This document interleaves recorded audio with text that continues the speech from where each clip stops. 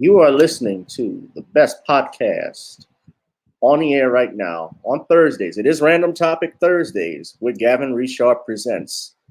Whoever you are, wherever you are, I hope you are blessed and doing safe. And now our host, Brother Gavin Richard. All right, what's up, everybody? Welcome to another edition of Gavin Richard Presents.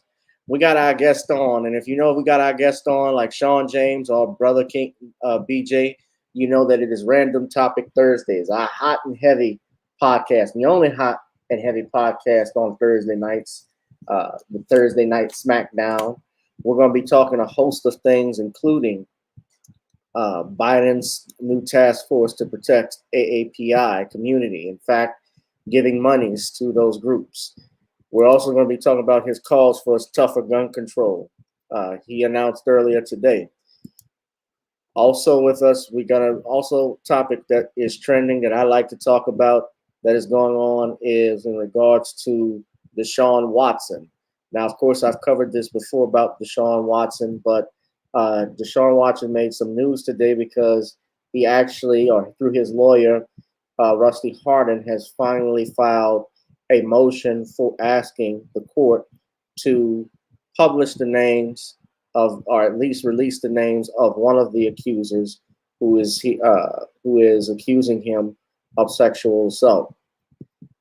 And so, ladies and gentlemen, if you're tuning in, this, as you know, this is Gavin Richard Presents. Random Topic Thursdays begins right now. We'll be right back after this little break.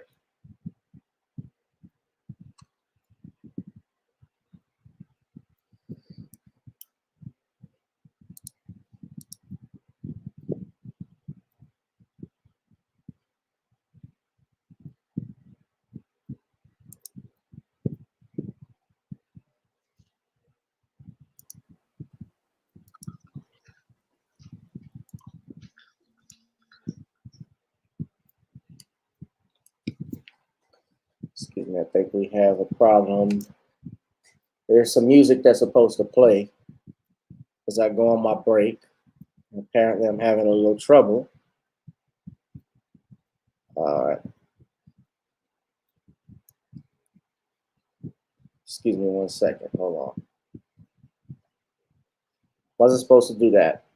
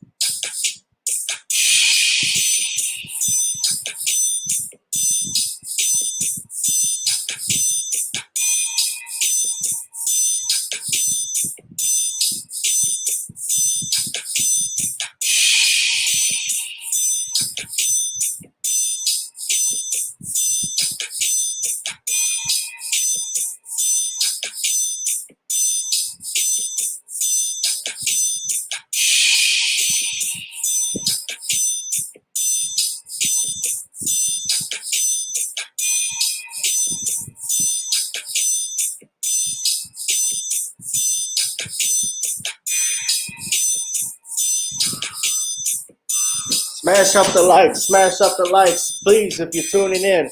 Donate to the Cash App, to the Google Pay, and the PayPal, gavin.grich1@gmail.com. We are back. We're back. And let me see if I can get on right now. Let's stop the camera. Whoa, there we are. How we doing tonight? Ladies and gentlemen, of course, welcome to another episode. I have to acknowledge, do a few housekeeping things. Let me just say I want to thank everyone, to my new subscribers that have tuning in. Although YouTube has kind of taken my subscribers off, but we keep growing and growing, and people are paying attention more and more. So thank you all for tuning in. And of course, let's now welcome our special guest. As always, let's welcome Brother Shawn James. Shawn, how you doing tonight? I'm good. How are you? I'm doing great, my friend. I'm doing good. And of course, we have Shawn.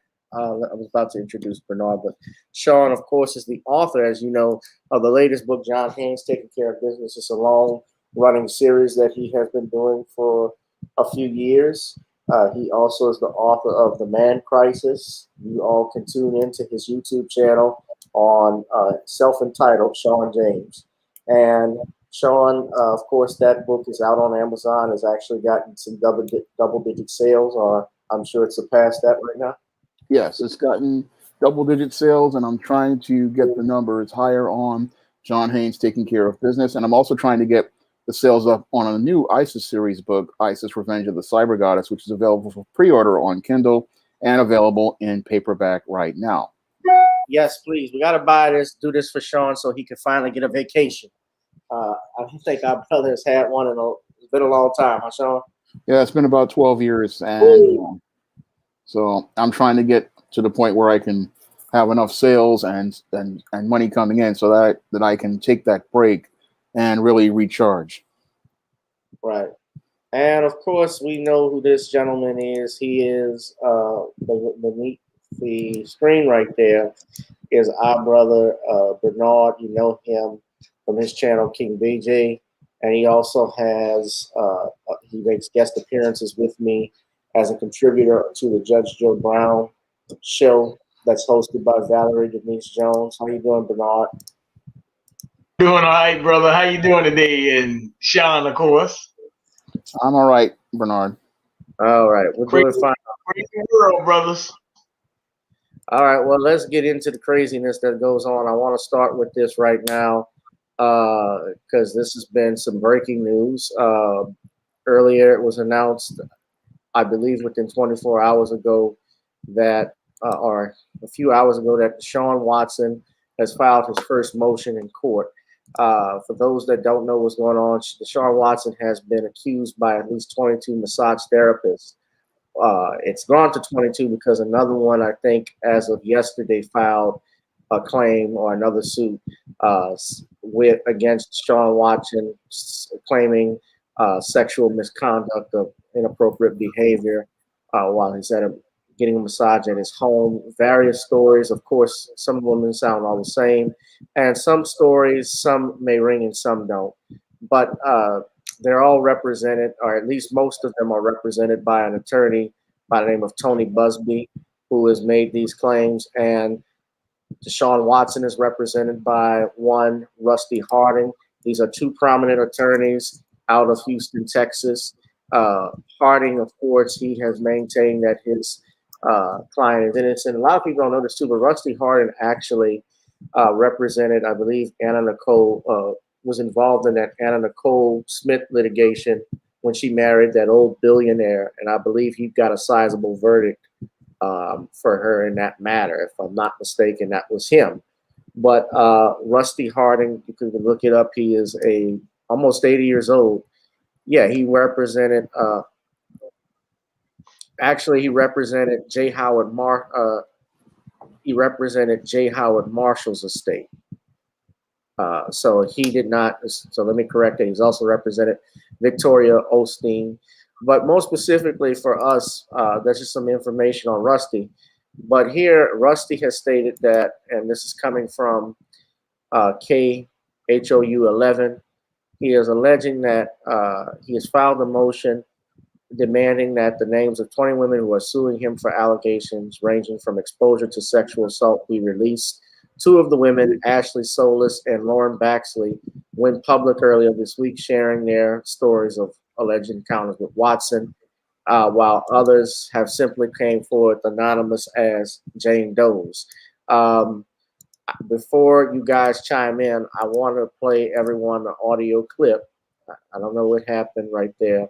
This is the audio clip from KULL. In other top stories, DeShaun Before Watson. I begin, let me just say this is fair use under the United States Act of 1976, Fair Use Copyright Act.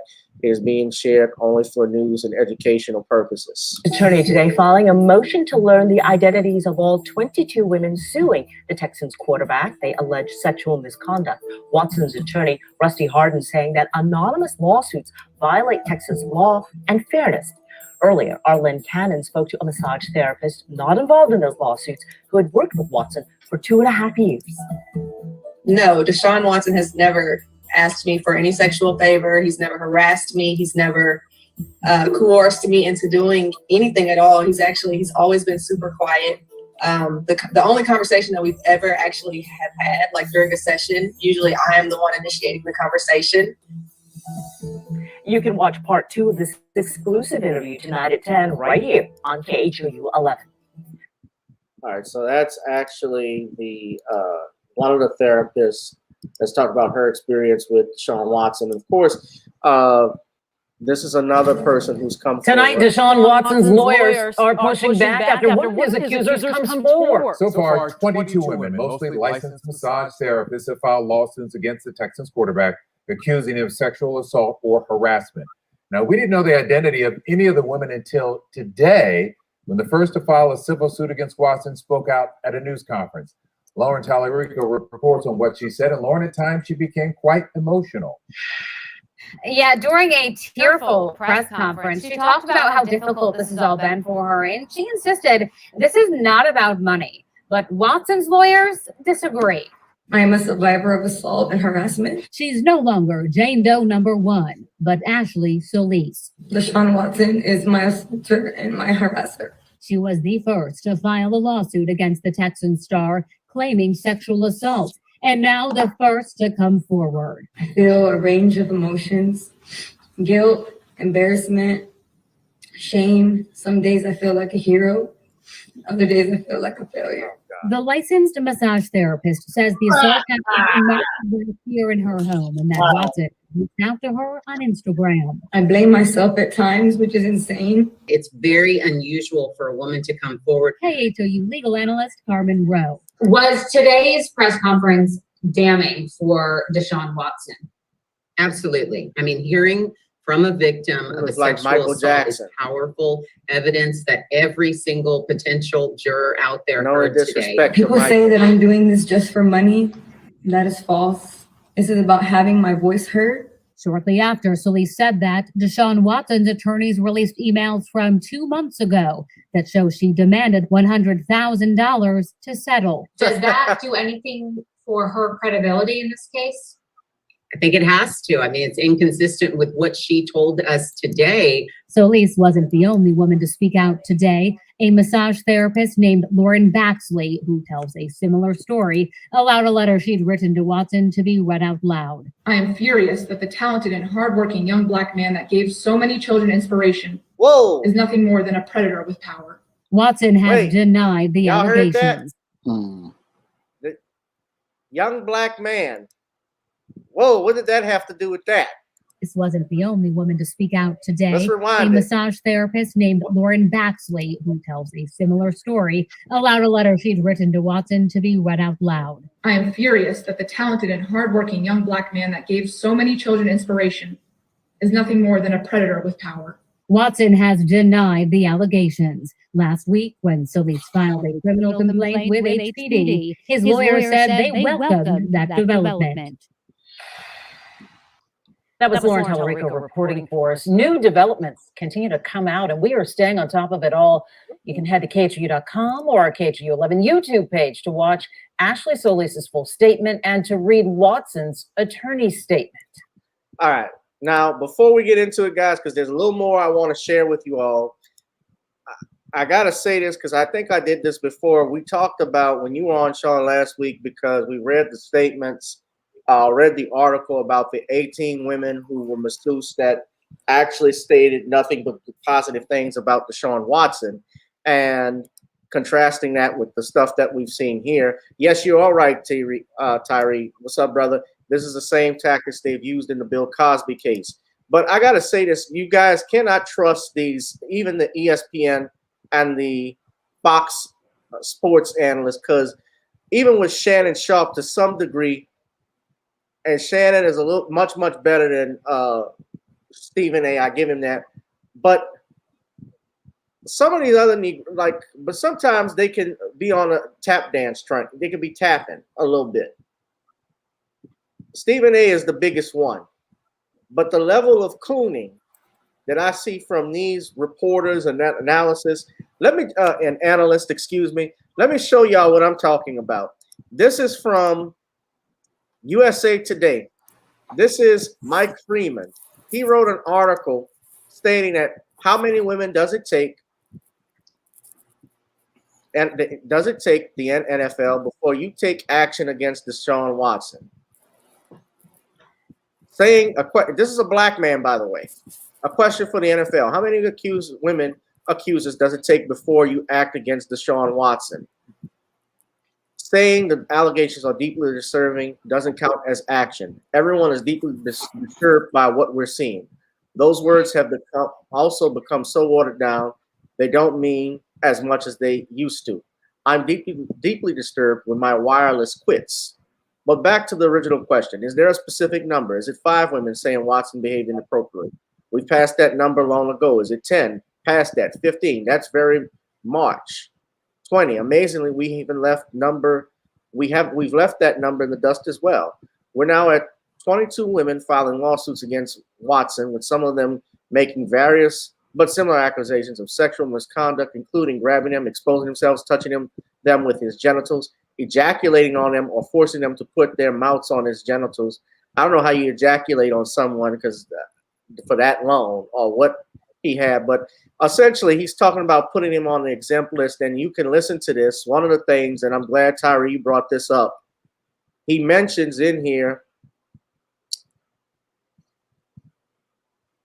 they're talking about putting him on the exempt list. I'm not going to read all of it because it's crap, but he takes a shot at our elder, Bill Cosby. The reasons why the league should act are numerous, and every hurdle Watson's defenders raised continues to be clear. Watson has a sterling rep, his backers say. So did Bill Cosby. Hey, wait a minute. None of them have gone to the police. One just did. That's just one that recently did after the lawsuit.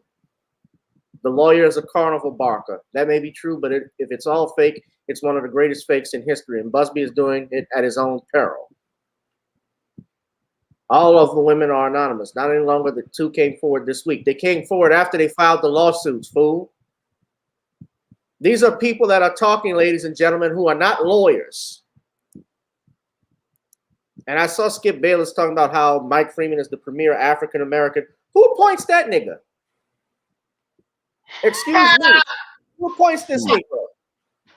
Skip Bayless? Who are you, the authority on black men anyway, to even mention that? So I leave with that. Let's have Bernard go this time. I'll let Bernard go first on it, and then Shawn, you go ahead. Let me say something, man. This whole thing has been like a farce, man. I'm like, come on. That's my thing. See, if they saying he did it, right? All this nonsense. Look, why didn't they go to the police first? Why now? And you know something? I'm glad you showed that video, Gavin, because I didn't see it. But it looked like that woman is an Asian too. So is this another thing with stop Asian hate again? I'm just asking. Because that was a very, and the white woman talking about, oh, the black man that people looked up to as a predator. How y'all getting off on this? Mike Freeman, who cares? He's a joke. Stephen A. is a joke. All them guys on them sports shows, that's why I can't even watch them. They're jokes. I stopped watching it a long time ago, especially what they did to LeVar Ball. Yeah. Over at ESPN. Look, Jalen Rose can't even control Molly Quim on there, man. Come on, man. I mean, who's listening to these people? But what I'm saying though, this didn't happen until DeShaun Watson talked about he wanted to leave. Now, Right. not only will he not be able to leave, they might put him on a zip list. They might be trying to Ray Rice's brother, except that he not beating the women up as Ray Rice they claimed he was doing, or they put the video out. But they never knew about that. But they trying to do something to his brother. What I'm saying, this is what I always say. If we're going after Deshaun Watson, not saying he did it or didn't. This is what I'm about to say. Yeah, Brent Roethlisberger's still starting. That's right. But Nike and Beats by Dre and everything suspending contracts. What happened with Robert Kraft about a year ago? Robert Kraft was in a massage parlor too. So what happened? Nothing happened to him. He got his charges dropped. I think it was no problem. Yeah. Yeah, and that was in Florida. That was in Florida when that happened. Yes, you're right. Molly Quim is a racist using Jalen Rose as a shield to cover her racism. Yes. Let me just say this something too about Molly Quim. I remember when Tariq Nasheed, of course, he's called the king of receipts because whenever there's somebody out there, he's always checking you out to see about you and things you've said. There are videos of Molly Quim. Remember when that incident happened with LeVar Ball when he talked about switching gears and she tried to make it look like LeVar was hitting on her? Well, there were videos of her when she was on the NFL Network at that time, and she made sexually suggestive comments and did things with some of her co-hosts. And even on ESPN, there's some stuff as well. She has always, listen, they put these women on there because they're eye candy. They don't care about their opinion. It's about sex. Let's just be real. Right.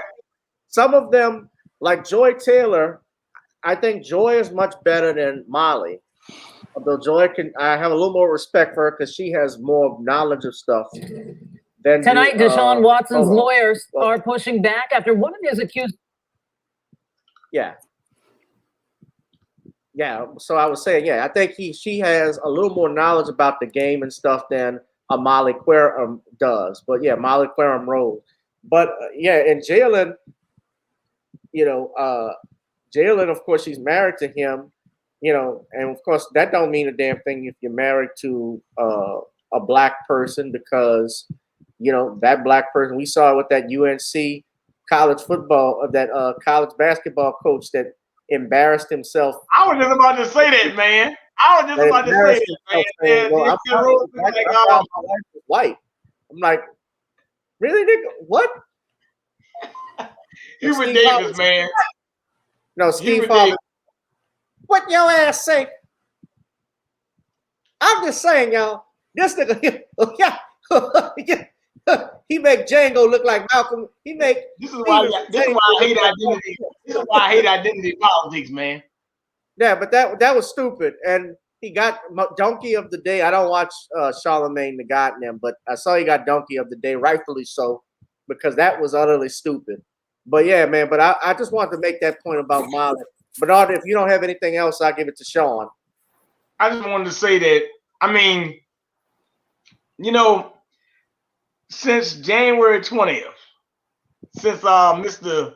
Biden got in, and I was listening to the guy's show today, it's like the false flags, the psyops, the big angry black man, stop Asian hate, all that all came crashing down. Everybody's so oppressed and all that. We didn't have these problems when Trump was in office, man. Everything is a repeat coming back. It's coming back real hard. Yeah. All right, Sean. Well, I have to agree with Bernard that this is definitely a farce. And I find it quite farcical that this woman is going to, again, come out just to talk about this case. And when you really look at this case, you can clearly see that there is a double standard as related to black and white in this country, because we have all these people coming out against DeShaun Watson and talking about how he is this predator. But when we look at New York State right here with Andrew Cuomo, there's nothing but silence as related to his allegations. And we have all these people trying to give Andrew Cuomo a pass for the exact same behavior they're alleging that DeShaun Watson has participated in. And your DeShaun Watson, he is well within his rights to ask to know who is accusing him under the Constitution, because that's part of the constitutional law that says a person who is accused needs to know who is making these accusations against them. And when you really look at things, these accusers, they want to try to hide behind civil court. But if this man is such a predator, then why are they taking all their cases to civil court? That's a critical question everybody needs to ask about this whole case. Why are these women going to civil court with these cases if this man is such a predator? Because that just doesn't make any logical sense. Because if this man is, again, such a dangerous predator who has done all of these vicious and violent things, you would think you want to take this man off the street. But we never heard anything about DeShaun Watson again until he decided to ask for that trade. And when he asked for that trade, the NFL owner, again, wanted to, as I see it, put this black man in his place and let the slave know that he needs to get back to work on the plantation. So this is really, as I see it, all about trying to emasculate this black man and take away his ability to have power over himself, because he had the audacity to sit here and ask for a trade from a losing team. And this owner did not want this to happen. So he came out here with this whole, as I see it, farcical allegation of sexual assaults and talking about he did all these things with these masseuses, but the evidence really isn't there to prove it. And they're trying the case in the court of public opinion because they know they really don't have a case in criminal court. Now, there's been one woman who wants to try to go with this investigation in criminal court, but if she does that and perjures herself, she's going to destroy her credibility, just like that woman who made that statement talking about how he was a good black man, which we know is a racist statement. That right there just shows me again. Then she could go to jail. Yeah, she can go to jail for perjury, but they don't understand the gravity of this whole case. And the whole thing is, again, when I really look at it, we clearly have a double standard here, because here in New York, you have Andrew Cuomo dealing with the same allegations, and yet everybody, he's keeping his job. Nobody's really pushing back on it. But DeShaun Watson, everybody wants him to be out of a job. And again, it shows us a double standard as related to black and white. The black man, you want to get out of his job and you want to destroy his ability to be employed. Like you want to destroy him the same way you destroyed Ray Rice's ability to get employment or Colin Kaepernick's ability to get employment, all because they asked to be equal. But your Andrew Cuomo, he's still sitting here as the governor of New York weeks after these allegations. And we've had numerous reports. We had a recent report of one woman who detailed what these allegations, alleged incidents had happened. But nobody's really pushing hard for Andrew Cuomo to lose his job the way they're pushing for DeShaun Watson to be kicked out of the NFL. And all your DeShaun Watson, as I see it, really did was have the audacity to ask to be the equal of a white quarterback and ask for a trade. And it just shows us how the NFL is just one big slave plantation. And if a slave gets out of line, they go out here and participate in a high-tech lynching where they go out here and lynch the black brute for having the audacity to say that he wanted to have the same economic power as a white man. The fact that she made that, Lauren Baxley made that comment, I am furious that the talented and hardworking young black man that gave so many children inspiration, that actually is a red flag right there, just that line. Yeah. You're mentioning a black man. What does his race have to do with you being sexually assaulted? If we're talking about I see no color and we live in a colorblind society, why are you bringing that up? That's because she's a racist. It's racism. It's racism. Yeah. And I didn't play the full conference. That's Tony Busby, I think, in the video clip right there. They call him a carnival barker. But let me just say this. If we go on these Negroes like Stephen A. Smith, and, what's interesting, though, Stephen A. Smith kind of in one of the videos, and I'm sure he changes his opinion every day, but he kind of defended Watson. But then you have Max Kellerman saying, you know, how serious it is. It's like, which side are you guys on? This is America. When you live in America, you're innocent until proven guilty. And the fact that you have accusations against someone, it doesn't matter the amount of accusations. It's an accusation. It's not a conviction. When there's a difference between being accused of something and being convicted of something. The point is, can I prove the accusation in court? Michael Jackson, and I love Judge Joe Brown, but I strongly disagreed with Judge about Michael, because when it went to court, there were 13 other accusers that testified, and I've talked with Judge about this too, that these kids got caught lying. Not to mention also Michael was under FBI surveillance when all that stuff was going on. So if he was guilty of, you know, possession of child pornography, the things that they were saying as to what happened, having kids run naked in his house, they would have caught him, and that would have been damning information right then and there. He would be in jail right now. You can fabricate, you're exactly right. You can fabricate a lie to convict a person. And all of this energy too that we're seeing now, notice how the Me Too movement is starting to come back up in the year of 2021, when in 2020 they were silent. We hardly heard anything. And you could say it's about COVID was the main reason. You know, that took up the news. I don't blame it just on COVID-19. I look at it too because the former president, or the current president, I should say, is in the White House now, Uncle Joe, and we know that Biden has been accused of sexual misconduct as well. They did not, even those who were in the Me Too movement, like Alyssa Milano and who's the other one, Rose McGowan, all those, they even said that they were going to endorse Biden. Tawanda Burke just got an award. She just didn't get an award, but she got a production. She's awarded a production company. That's a reward for being a good slave. She got awarded for a production company, and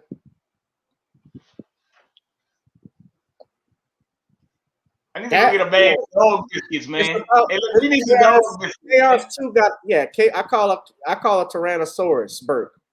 Tyrannosaurus Burke. This whole thing is a money grab, people, and I don't see how now y'all don't get it. If you don't get it by now, then something is wrong with you. This is about money. Yeah, it's a cash grab. It's all about her getting paid, and it's all about her getting this payment from minute one. I mean, again, why are you going to civil court instead of criminal court? It hurts real victims too, because don't get me wrong. I believe that, of course, I know of women who have been raped. I have colleagues, a fellow friend and attorney of mine who was raped. So I don't doubt that that stuff goes on. And yeah, people like that who do that to another person, they need, you know, I'm a criminal defense attorney, but I'll just say it. Sometimes they need their, you know, they need their balls kicked in. They need to get clipped. I got to be careful with what I say on here, but that's how I feel.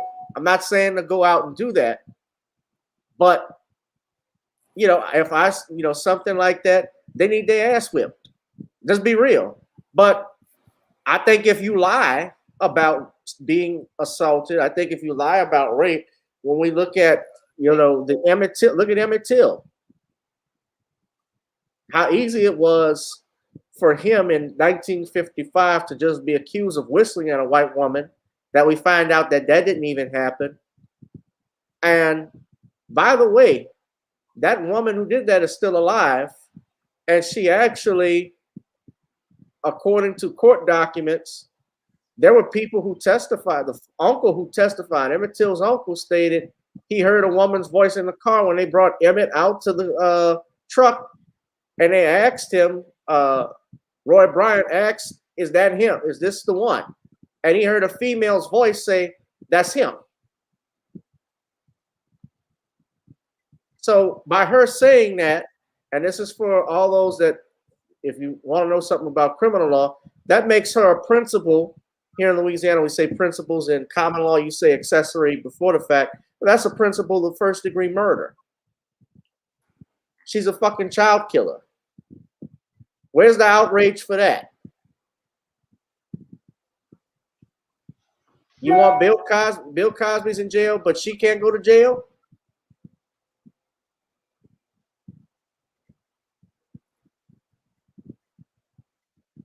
Let me say something to Shawn right quick. Shawn, you are exactly right about what you said about Cuomo. Because my thing is, see, Shawn, with all due respect, all right, Bernard, I put it in chat. But this is what I want to say, Shawn. Cuomo should be looked at for the nursing home thing. They use the sexual abuse thing with him as a smokescreen for what something they already had. They had something else already for him. So they really shouldn't have even pulled that game.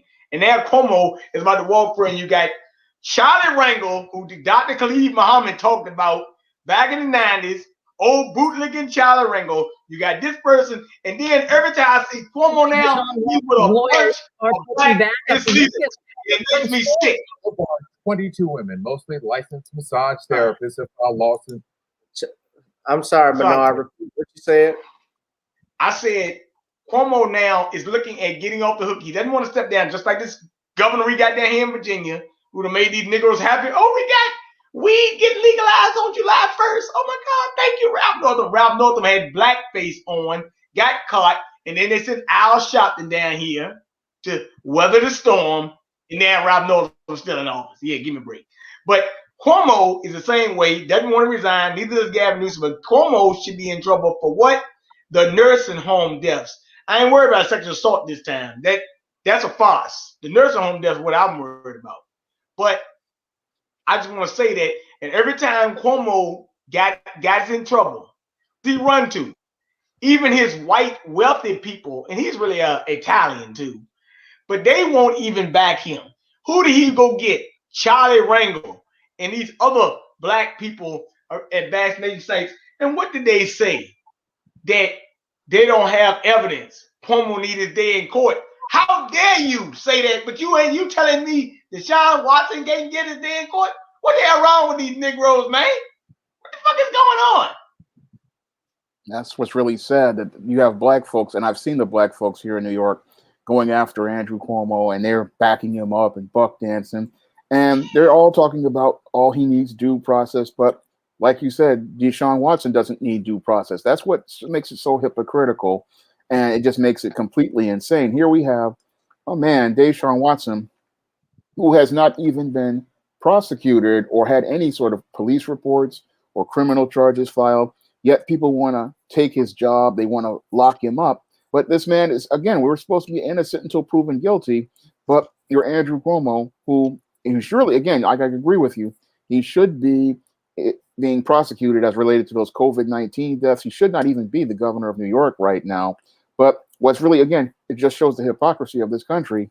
You got people upset over DeShaun Watson and allegations as related to this whole scandal more upset about this scandal than a man who might have possibly murdered thousands of people in nursing homes and has also been in another scandal. And again, people just giving him a pass, but they got to go get after the black man because the black man is the boogeyman, and they want to get this boogeyman, this big black brute. We have to stop this big black brute before he winds up doing damage. And they're not looking at the white man doing even more damage to the society. Right. And another important point on that too is that you have this guy Gates, this representative. I think I can't think of what state he's out of, but CNN is talking about this stuff because supposedly one of his associates is taking a plea deal with regards to a sex trafficking case that's going on. And I wanted to get y'all. I wasn't going to talk about it since you're bringing all that up. But this is the same CNN that Andrew Cuomo's brother, Chris Cuomo, is on here. This is Matt Gaetz. He's out of Florida, and This is him here. I wasn't going to talk about it, but the same CNN, obviously, they're talking. You know, Chris Cuomo is on the show, and remember, they really did. They talked about Andrew Cuomo, but not. I don't think they did it as much. And of course, they didn't have Chris talk about it. But that's Gates to the right, and I'm not a fan of Gates either. I heard he's a racist. I really don't care for him. I could tell you two cents about him, but apparently they're looking at a trip to the Bahamas that he had and alleging, and this is all on CNN. But you know, they have been silent on a number of things, including this scandal with the nursing home. And that really should be the one that everybody should be focusing on with regards to Andrew Cuomo. You talked about that. And he never resigned or stepped down. I mean, are they still calling for his resignation out there, Shawn? You're up in New York. They're still calling for it, but he's not listening. And the whole thing is the voices are getting less and less loud. And he's using and he went out here and got these buck dancing Negroes to come out here, and they are the ones leading the charge. The whole thing is he knew that out of all the groups, because all these whites and Hispanics and Asians have pulled away from him, but he knows he could go get these buck dancing black folks to go stand by him. And because he got the buck dancing black folks, he's practically made it where people are not as being heard the way they used to. I mean, we had one white woman come out here and detail her story, but the media has practically buried it. But meanwhile, we got DeShaun Watson practically on every day and being dragged through the media every day because they want to go out here and use the black brute to deflect from the unethical white man. I'm Representative Charlie Rango. When I saw that, Shawn, when I saw that damn picture of them Negroes hanging around Cuomo, I saw about 10 of them as some National Guard members. And I said, I know I got to be dreaming. I see this many black folks hanging around Cuomo right now. I said, Charlie Rango's still alive. Charlie Rango's 90 years old, man. You still, if Dr. Khalid Muhammad was talking about you in 1998 when they had that thing down there with Giuliani at that Million Youth March, and Charlie Rango's still around, man, we still in real bad shape, bro. So what did Khalid Muhammad say about Charlie Rango? Call him old bootlicking Charlie Rango. Call him bootlicker. Which is what he is. He called out bootlicking, homogenized Negroes. Right, he took over. He took over on Chad Wheeler wasn't even on ESPN like talking about, so that's why I say forget ESPN. But you know, Charlie Rango. No, but what's interesting too, now that I think about it with Charlie Rango, he took over Adam Clayton Powell's seat. Yep. And Adam Clayton Powell, who was also an Alpha Phi Alpha, like Dr. King and even like Rango, he actually did stuff here in Harlem and did things in New York for black people. He was the last, really one of the true representatives. If you're talking about a congressional, well, he was before the Congressional Black Caucus, but somebody that actually wanted to do stuff and was, you know, a fighter and warrior. Tonight, DeShaun Watson's lawyers are pushing back after what? That was him. But no, not no Charlie Rango. Yeah. And they say here this Dr. Christian Greer. She's cute. But I guess she wrote this article praising Charlie as still a lion. So the lion, no. The guy who who did nothing for anyone and practically let that black district go into Hispanic hands. The lion is the lion is spaded. The lion is asleep. This isn't a lion. This is Tom that took Leo the Lion's place in MGM in those Tom and Jerry commercials when you thought it was a lion and then all of a sudden it switched to Tom. That's him. Trouble, call 800. When in trouble, hey Shawn, when in trouble, call 1-800 Charlie Rango, and he'll be at your side like nationwide. I will be there all the time for you people. As your state representative, your congressional representative, Charles Rango, Yeah. Can I go to the bathroom? So there's a Hispanic district now, Shawn, you say? Yeah, there was a black district, but then a guy named, I think his name Espiat took over. So Latinos took over the district because he didn't even take the time to even develop a successor. So he got his and he walked away and he abandoned that whole district. And now Hispanics now control that district and are giving tangibles to Hispanics, even though black people never got any from Charlie Rangel. So he was just useless.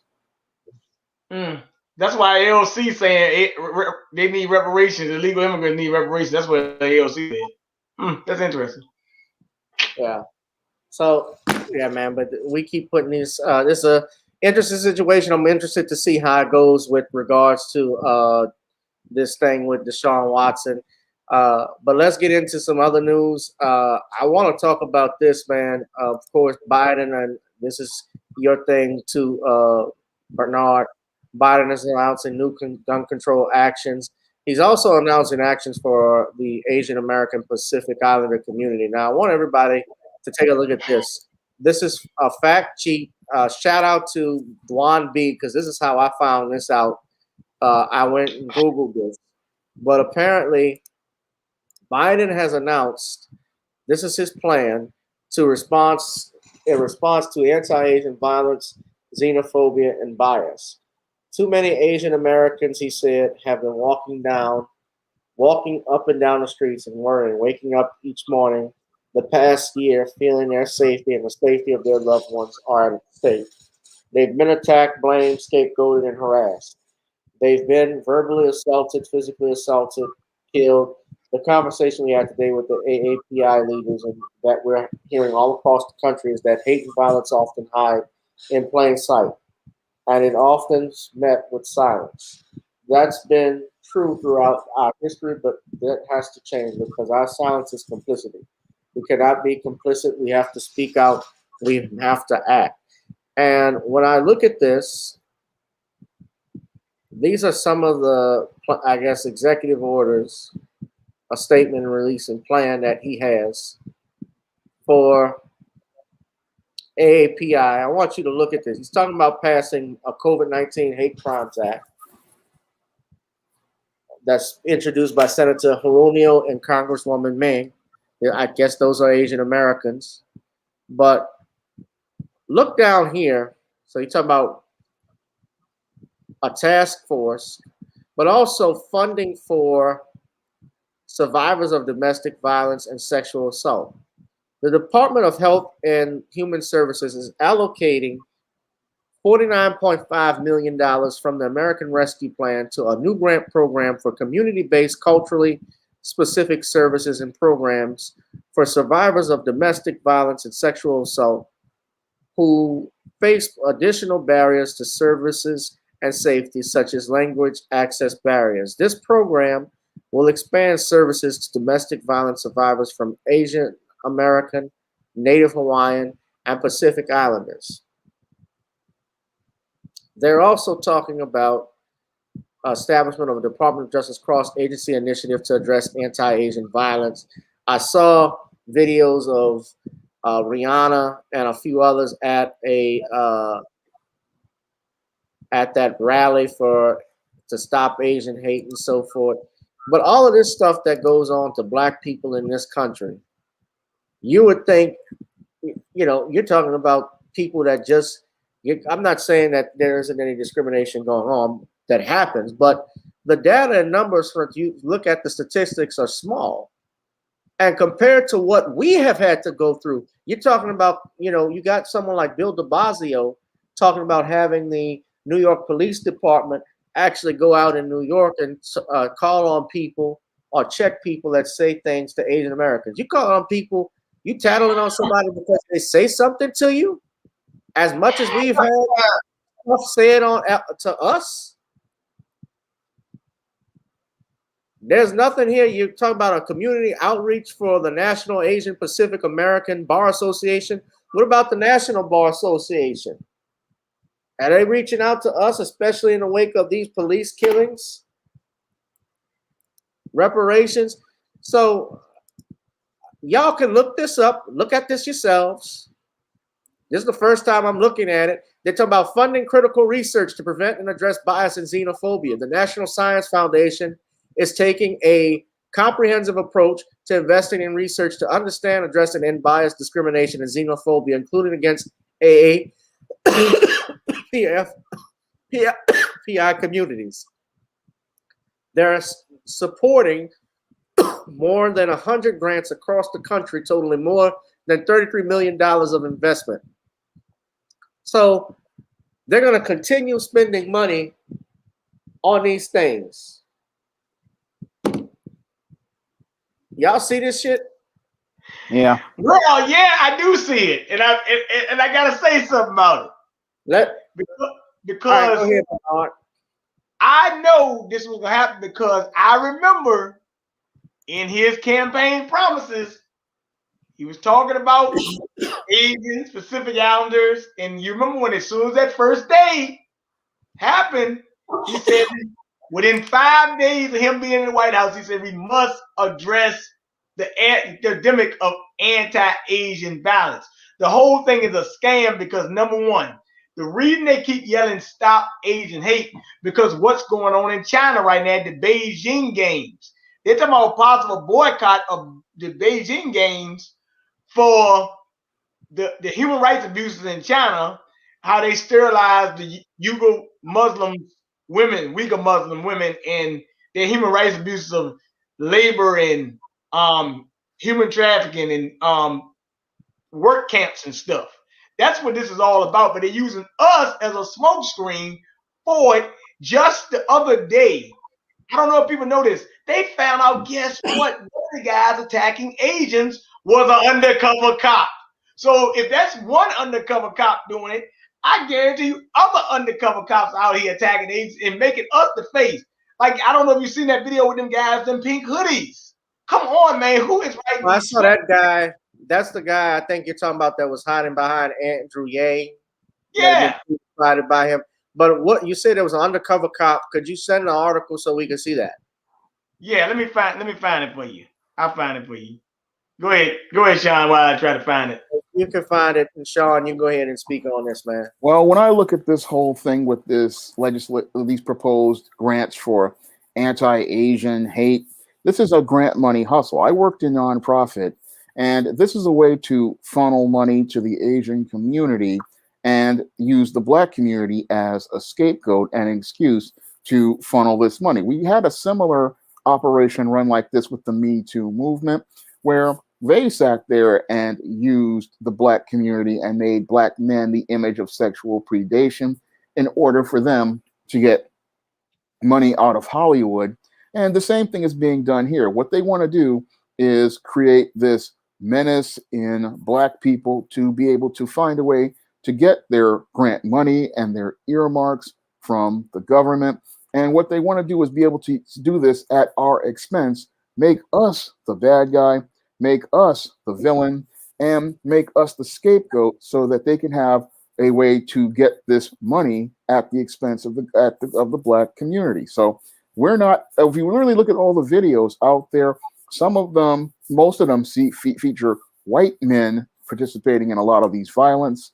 And you never see any Asian people talking about stop Asian hate as related to these white men, because a lot of them worship white people and they don't really want to confront white people with their issues. So they project their issues onto Black people, make us the bad guy, and then use that as a way to confront those white people who give them the money.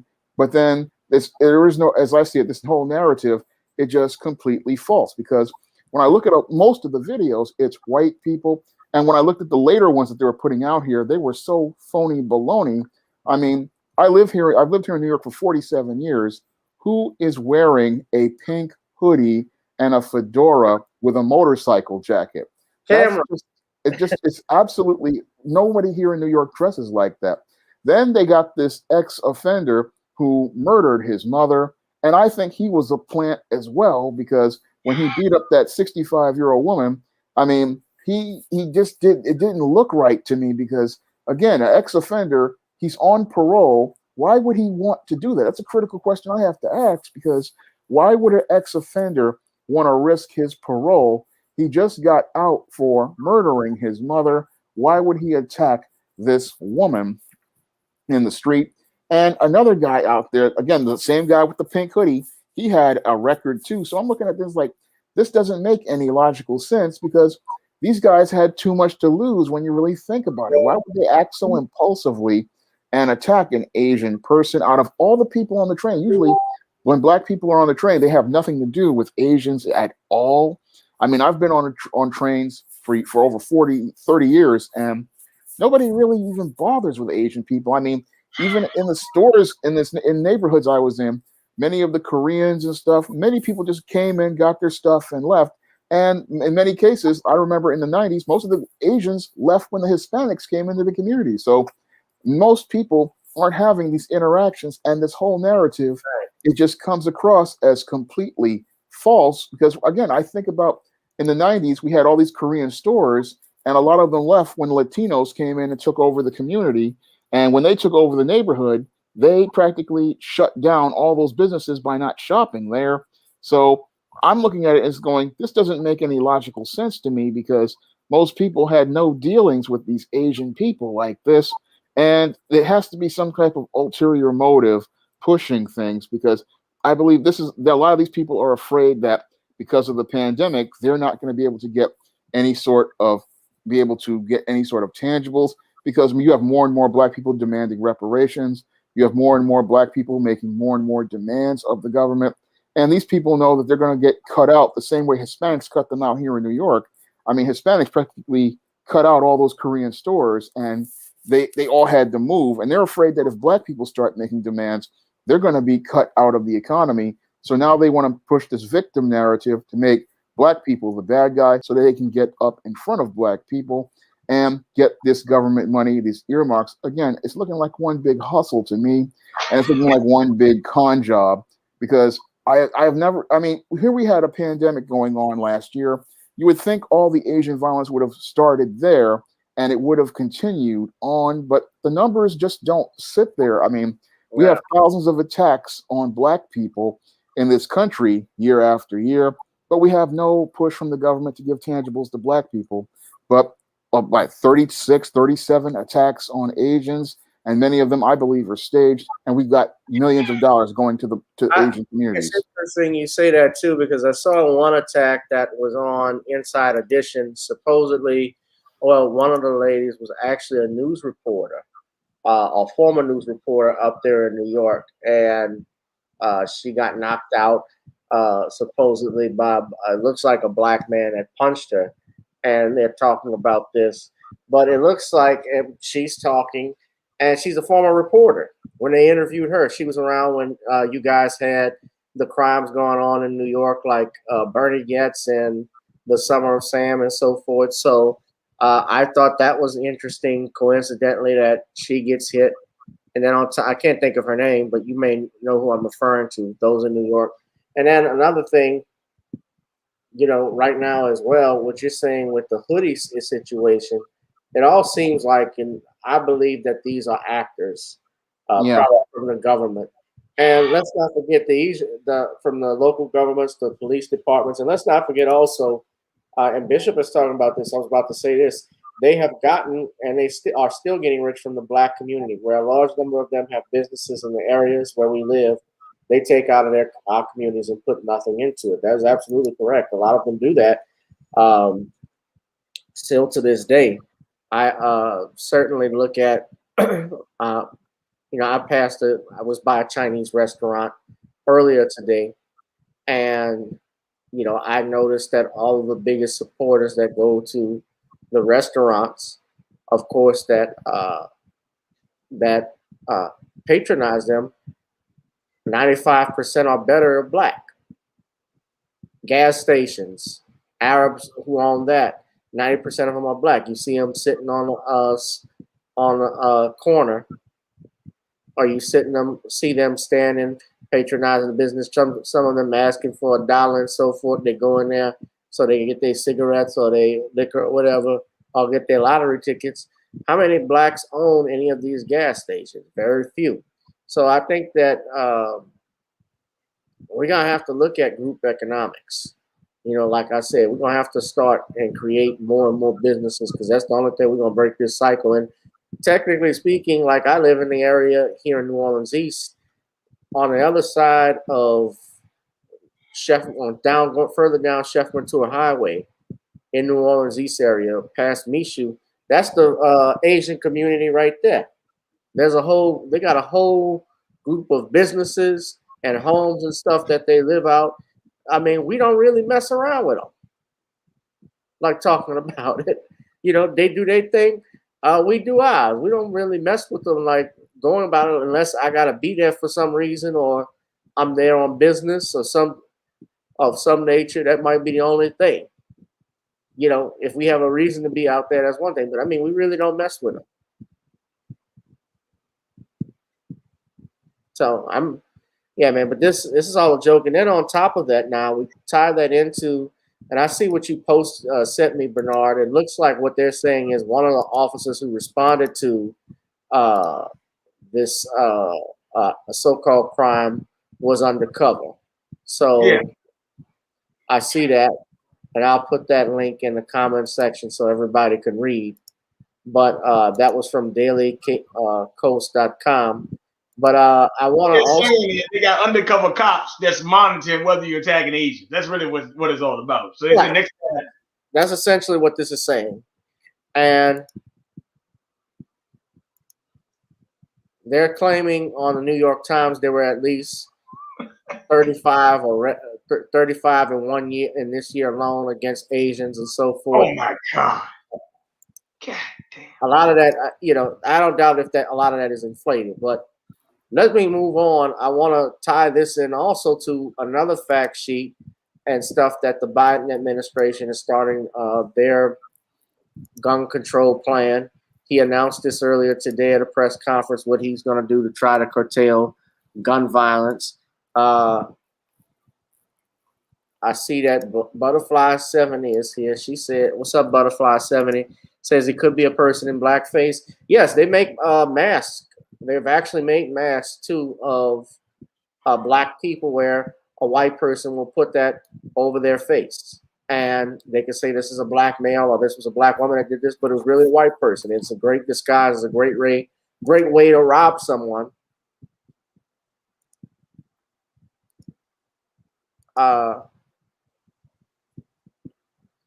And this is a fact sheet here, though, from the Biden administration. This is his plan on gun control.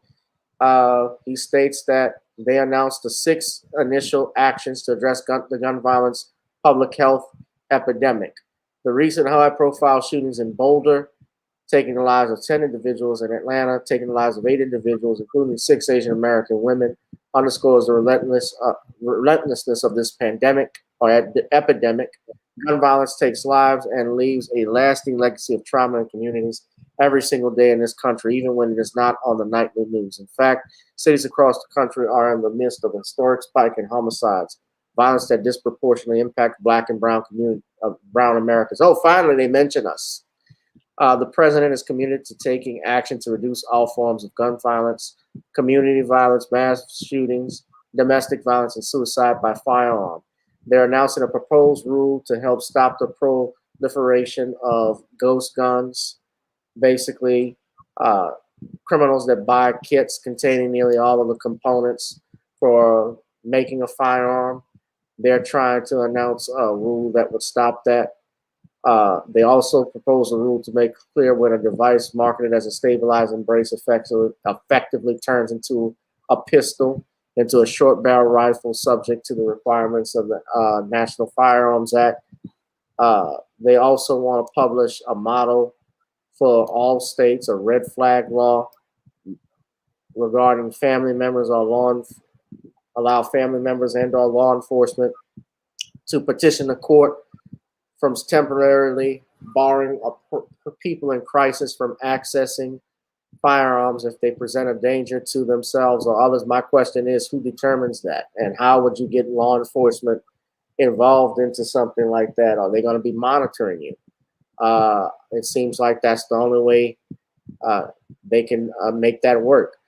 They're talking about investing in evidence-based community violence interventions. Now, this is not House Bill 127, Bernard, as we've stated, but they're talking about working with federal agencies to changing 26 different programs to support community violence intervention, and annual reports on firearms tracking from the ATF. So this is just a couple of things. And he's named David Chipman as the new director of the Bureau of the ATF. So all right, Shane. Shane's got to go, but she said she's going to buy one of your books too tonight, Shawn. So yeah, buy the John Haynes series from Shawn tonight, Shane, when you get a chance. It's available on Amazon. So I'm going to let Shawn go first, Bernard, on this one. Right. Well, when it comes down to this whole Biden announcement on trying to do something about guns, it's just going to completely fail. I mean, a lot of this stuff he announced was done in the 90s, and a lot of this stuff he was proposing, it just isn't going to work. And when I look at one of the points he was talking about, those so-called build kit guns, that's something that there's no legislation that can do anything about, because people will get these kits off the dark web, they'll get them off the internet and print them with 3D printers. So there's nothing no legislation can really stop that from being distributed. And all the other measures he's talking about, like the background checks, we've already had all of this stuff going on for years. I mean, we've had all of these measures in place.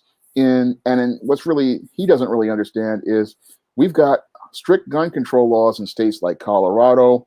I believe Rhode Island, where the state where Adam Lanza participated in his massacre. And those gun laws did nothing to stop these shooters, because those shooters bought their weapons legally, and those men passed those background checks. Now, what your President Biden isn't really trying to deal with is what really is causing most of these shooters to become killers, and that is the man crisis that's going on here in America. Because the reason why we have so many shootings going on is because we've raised 2 to 3 generations of men in a dysfunctional fashion in these single mother households and divorced households. And because these males did not have a father to teach them male life skills and male survival skills, we've got a bumper crop of beta males out here. And these men, as they're coming out of these lockdowns from the pandemic and the economy is opening up, these men are looking at the state of the economy where half the country is still unemployed. And many of these men, they have been isolated for over a year inside of an apartment or a house. And these men are not, they've been sitting there in these echo chambers, listening to all sorts of conspiracy theories.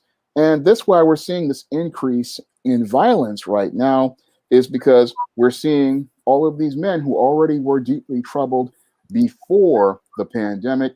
We had the lockdowns. These men were isolated for long periods of time. These men some of them have been sitting inside of these echo chambers, listening to a lot of conspiracy theories.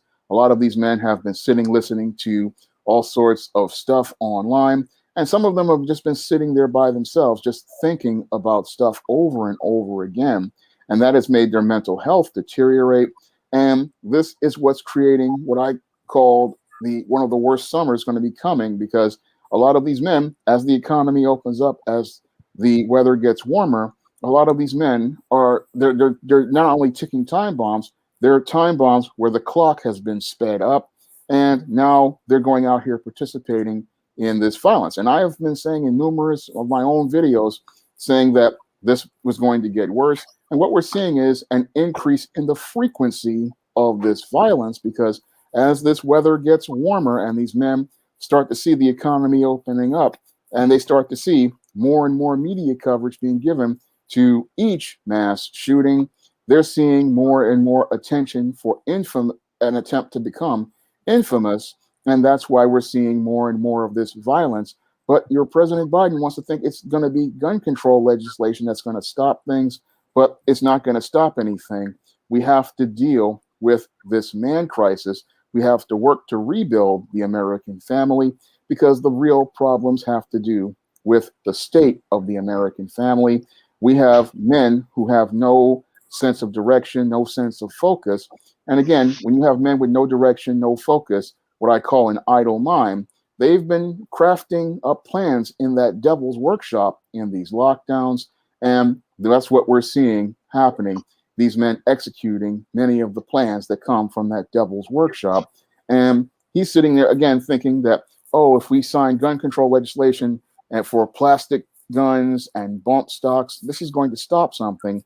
But it didn't stop anything in the 90s when we had these assault weapons bans, which we saw an increase in mass shootings even with that assault weapons ban. And we saw an increase in these types of crimes that continues to increase in frequency.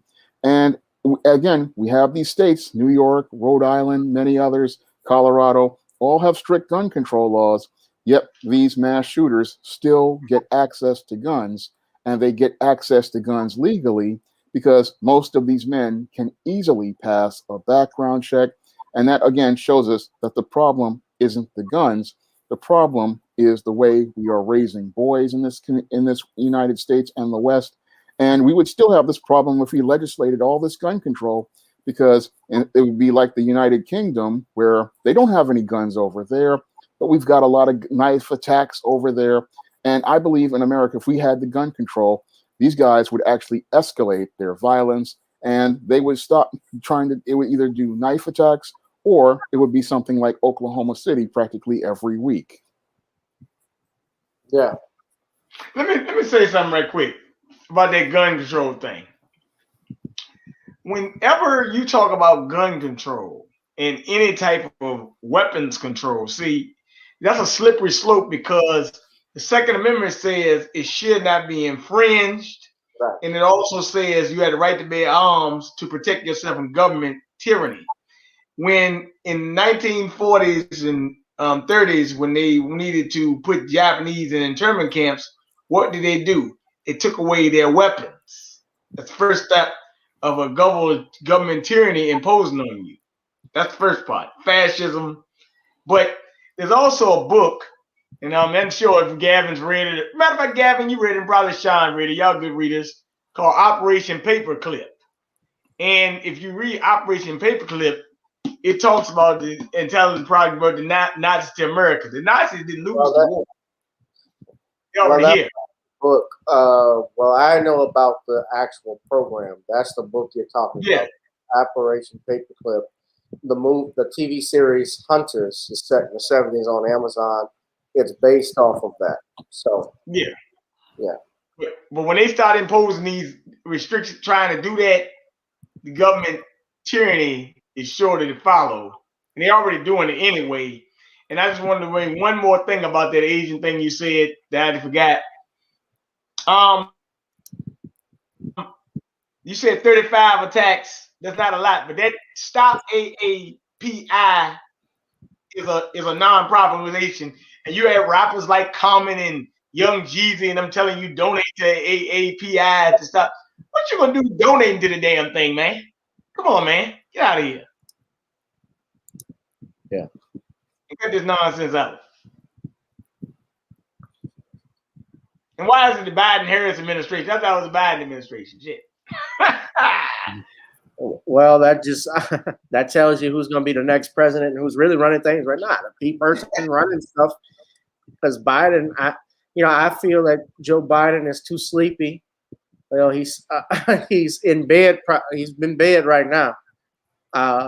He is actually not running these things. I think people that are running it is his cabinet. That's, and I think that's evident when you look at the facts. He's stammering. He doesn't know names. He's forgetful, and so forth.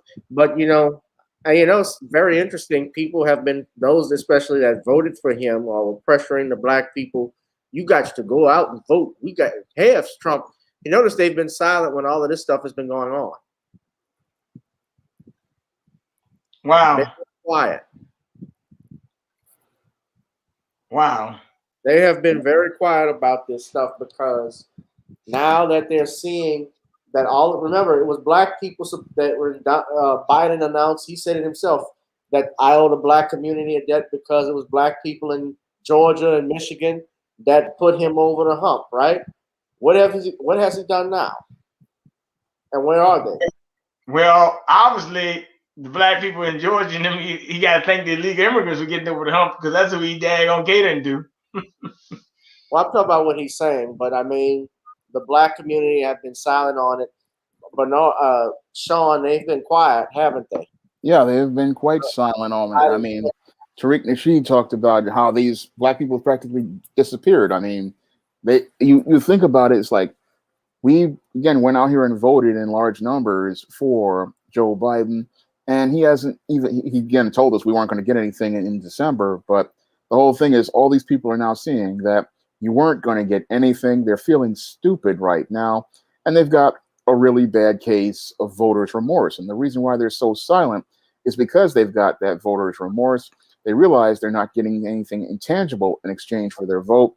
And they're realizing they should have listened to people like us who told them they shouldn't have taken their booties to the poll, because you only go to the poll to vote for a candidate who supports your agenda and is going to guarantee you're going to get tangibles. Now, what's really sad about these black voters is here you have an illegal immigrant who is not even a citizen of this country getting tangibles before you, and communities like the Asian community who voted in large numbers for Donald Trump getting tangibles for not voting for them. And that's really, again, an embarrassment to black people, because you went out here, took your booties to the poll, listened to the strippers, and you're getting nothing for your vote. You were told to your face you're getting nothing for your vote. And you could have just stayed home, because all these other people are getting put in the front of the line, and they never even voted for Joe Biden at all, and they're being put to the front of the line in front of you. Yeah. Donald had asked, what do you guys think about Kamala not using her married name, period? Well, Mrs. Emhoff, as Judge calls her, it's just prototypical, because she is part, I think it's part of that whole feminist thing. I think it's convenient for her because, remember, she you rarely see the husband come out from the beginning anyway. Like, he doesn't say anything, doesn't talk. You don't hear anybody doing interviews with him. He's in the background.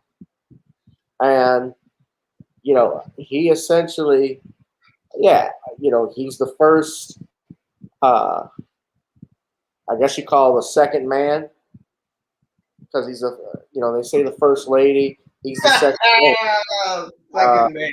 He's the second man. Side piece. Yeah. He's been emasculated.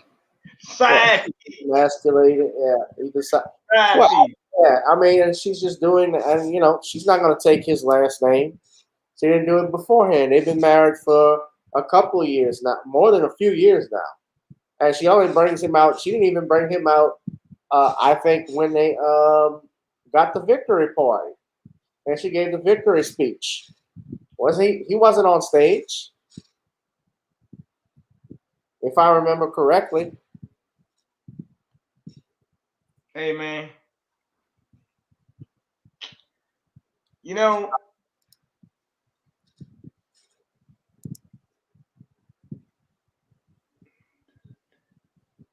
I get. She has to beat her husband to get what she get. Okay, I got it.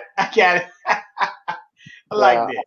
Tyree wrote that. She asked no, not her husband. She just said where she's at now. He's saying she slept to the top. That's Gotcha. That's what he's trying to say. But okay, so let me move on. Okay. I want to talk about this because this is your way in your native New York. I want to talk about someone who's making news right now. Shawn, I'm sure you've heard of this. Kevin versus yo homie, Vanilla Ice 2, Michael Rapport. Apparently, of course, those that know the story and know what happened is that He leaked, he being Michael Rappaport, leaked a private conversation between himself and Kevin Durant. And Kevin Durant, of course, was had used some what they call homophobic slurs and some derogatory things, and got fined $50,000 by the NBA for this. And I wanted to talk about it with you because he keeps putting his foot in his mouth. He's talking about, yo, what's up, man? No, I forget doing this. Yo, homie, yo, Kevin Durant, seemed like a good guy. We weren't friends, but I'm sorry for that. Maybe I shouldn't do this, going too far. And I want to play the video of, he reminds me of the herpes virus that was on Chappelle's show, the herpes puppet. When you look at Michael Rappaport, he's turning into Remy from Higher Learning. Like, he fits that perfectly. But let's play the video. Hold on, let me a second. This was some sucker stuff that he did to KD. And I'm trying to see if I can pull it up. I had it up here earlier. Hold on a second. All right. Yeah, I found it. Okay. This was an appearance he made on First Take. Someone had this on Twitter. And Shawn, I want Shawn to comment because this is your native New Yorker. Mike, that was my biggest problem, was that you released the DMs. You have to understand, if that's anyone else, if that's Joe Blow, they don't know who Joe Blow is. That's Kevin Durant. In many regards, he's the first or second or third best player in the NBA. You had to know. If I release DM from a girlfriend, they don't care. But if my girlfriend is a celebrity, the shade room, everybody's going to pick that up. Mike, that's just not anybody. That's just not the normal troll that's in your DMs. And second of all, how did you allow this to get to this? The moment it started going sideways, there's no more banter. Now it's time to cease and let it go. I'm going to unfollow him, block him, and keep it moving. Why did you allow it to get to this?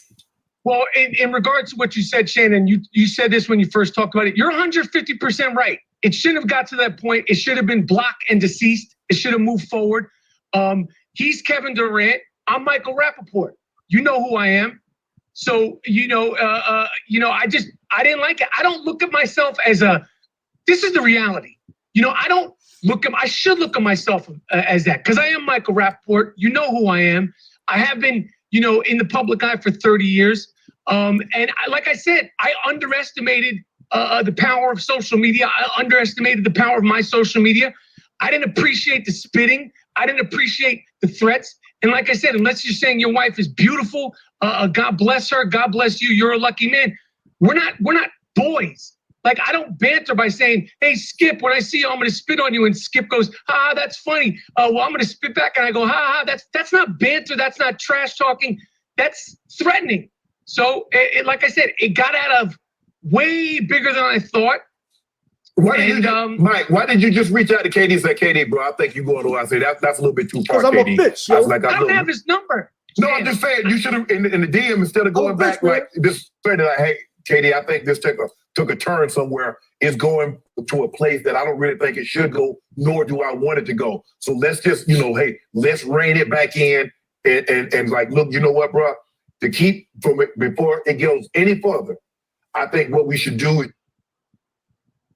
All right. So that's part of that video. And so Rappaport is saying now that he regrets what happened and how this has escalated and gone too far. And, he got fined $50,000 for what happened. But let's be real honest about it. He didn't get fined $50,000 because of curse words. He got fined because he was talking about LGBTQ.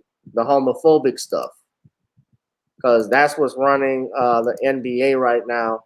And relating that all to what's happening, even, Shawn, in Georgia, how the MLB is moving the games to from Georgia to Colorado, where, if I'm not mistaken, even in that state, they have even more restrictive voting rights laws, even in what this bill in Georgia was. Not that I defend Governor Kemp per se and what they have passed, but you know, it's going to cost. You even said it's going to cost a lot of money for the Black communities in that area. But Shawn, I specifically, I guess, go into this thing with regards to Michael Rappaport. Well, what happened here is a Black guy was not critically thinking when he was on social media, because when you get on social media and you're dealing with leftists like Michael Rappaport, you have to understand that the game is chess, not checkers. And what these guys try to do is try to bait you into saying things because they talk about how down they are with the Black community, but they're not really down with us. What they're really doing is fishing for information so they can go out here and use it against us. And what he did was he fell for the bait. He took the bait and wound up making up a big scandal, because this is what guys like Michael Rappaport like to do. They like to stir up drama with Black people because in their own communities, they're whack. I mean, Michael Rappaport, he's been played out for years, and none of the white people in the white community want anything to do with him. So he tries to get down with Black people, similar to what Chet Hanks is doing right now. And they use this being down with Black people gimmick to elevate themselves at our expense. And again, a good critical thinking Black person, they're going to look at this and go, I'm not even engaging this guy because it's not even worth my time, because this guy is whack. This guy is lame. He hasn't been relevant for years. I'm not going to engage this clown because he's not really anybody worth dealing with. And he's trying to get some drama started because he is a lame. And you got to watch yourself because these people will set you up. And because this guy didn't understand the game is chess, not checkers, he got played. And that's what happened with this whole Michael Rappaport situation. Is you had a Black man who just didn't understand that when you're on any media, even social media, you have to watch what you say, you have to watch what you post, because there are a lot of these people watching you and they're looking for somebody to start with, and they're looking for some information so that they can get some attention for themselves at our expense. Yes, definitely. Bernard. I mean, look, man, I don't know why Kevin Durant keep getting these type of situations. I'm just telling you, man. Yeah, I mean, really, Kevin Durant, he's always acting kind of soft to me when it comes to this stuff. Like, don't worry about these guys, man. Like, who is Michael Rappaport to you? And number one, I don't even like the fact that Shannon Sharpe and Skip Bayless even engaged in this clown. But nevertheless, when I saw all the messages, I'm like, okay, what did he say here? And then I started seeing the message they call inflammatory, but this is stuff that I would say to some guys on the basketball court if you were just talking trash. So just another PC censorship, cancel culture nonsense. Everybody's so easily triggered. Oh my goodness, somebody said something bad to me.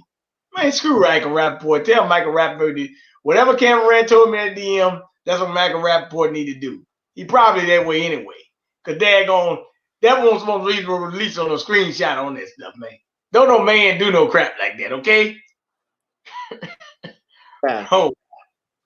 Hey, yeah, you're right. Shannon Sharpe is a butter biscuit, man, at times, isn't he? Well, Shannon actually, he will say some positive things early on, but sometimes on stuff that he speaks, especially when he talks about OJ, when he'll talk about, Black people have, first off, forget, I guess, historical amnesia when they forget the things that happened in their past. I actually watched that trial and so forth, and Shawn and I, we talked about it last week. There's no way that man did that, and we keep falling for these false narratives and so forth. So I get tired of him doing that and Stephen A. Smith, but he's better than Stephen A. Smith with stuff. But Shannon, Shannon will. I'm glad he has checked some people on their stuff. I'm glad he checked Michael Rappaport here. But I mean, look, they have Michael Rappaport on all the time. I don't know why, but I think he's a podcaster as well. I remember when, he was in that movie Zebra here, but I remember him from Higher Learning, Bamboozled. He was in that New Edition movie that was on BET about 3 years ago. I remember when he did that. Michael Rappaport isn't, he's a lame. He's a troll. I remember when he attacked Janet Jackson. So screw him. And Kevin Durant really shouldn't have even been messing with him. When you're on social media, especially when you're watched, and like Shannon said, the guy knew what he was doing. So it's nothing new what he was doing. And of course, he went out, he got what he wanted, he got attention to build his brand. He used this black man to build his brand and got exposed for being and basically he's a straight sucker. He's a straight sucker. So nobody should be working with him. Nobody should be talking with him. Word to your mother. So, yeah, your dude Michael Rappaport, Sean. Yep. He's out. Known about him for years. He's a clown. I mean, he's washed up. He's finished, and he needs black people to pay attention to him because he can't get anywhere with the white community who already sees him as lame. So you just got to watch yourself when you're dealing with him. Yeah. All right. Next thing I want to talk about too, I guess we can speak on this too, is Paul Pierce was fired. Since we're talking about sports, for having, he was caught on Instagram Live smoking what looked like a joint, or might have been a Black and Mild cigarette from what I saw, but could have been a joint. And he had some strippers behind him shaking it up. And Disney, who owns ESPN, fired him abruptly, I think the next day as a result of it. And this is in the midst of the busiest, right now, the NBA season is in full gear. And NBA Countdown, I believe, which Paul was a contributor on, he was an analyst for play-by-play. He was actually one of their main stars. So people were, I guess, shocked and surprised that happened. And I think Disney might have been trying to save face with regards to his appearance on there, but also I think it had a lot to do with the fact that they were trying to, we talk about this attack on Black masculinity. This is the same ESPN that, remember, they suspended Stephen A. Smith for telling the truth about domestic violence situations and made him apologize like a little girl. I'm sorry, I shouldn't say little girl because that would be disrespectful to the ladies. But basically, they brought this man down. What I should say is they brought this man down to a boy. Basically, when he hung his head and apologized to Michelle Beadle for talking about how women have to be careful. And remember, she violated company policy when she did that and called him out on Twitter. They're not supposed to engage with each other in a negative fashion online on social media. There's a social media policy that they have that they violated. So that's the big fat pot calling the kettle black. You are right, Lamiko. So Sean, you did a live on the video on that live stream that Paul Pierce did. And what's interesting too is Paul Pierce was also offered $250,000 after the result of this, of working with an adult website, $250,000, working with strippers while doing play-by-play analysis for the NBA. What do you think of this, Sean?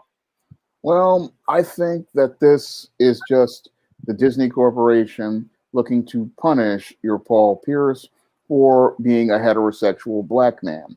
And they're using the technicality of him allegedly violating their terms as related to the contract and unprofessional conduct to do this, but it's really about punishing a heterosexual black man for expressing himself in a heterosexual fashion.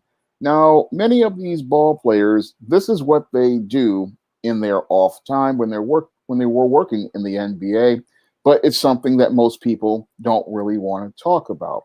So your Paul Pierce, who really doesn't need this job and didn't really care about this job because he's got over $200 million. Right. He just did this just because he wanted to have a job, but he was just like, okay, I'm just gonna go out here, do this Instagram live because I've got this money. I am this baller. I'm gonna have this fun like I'm usually used to.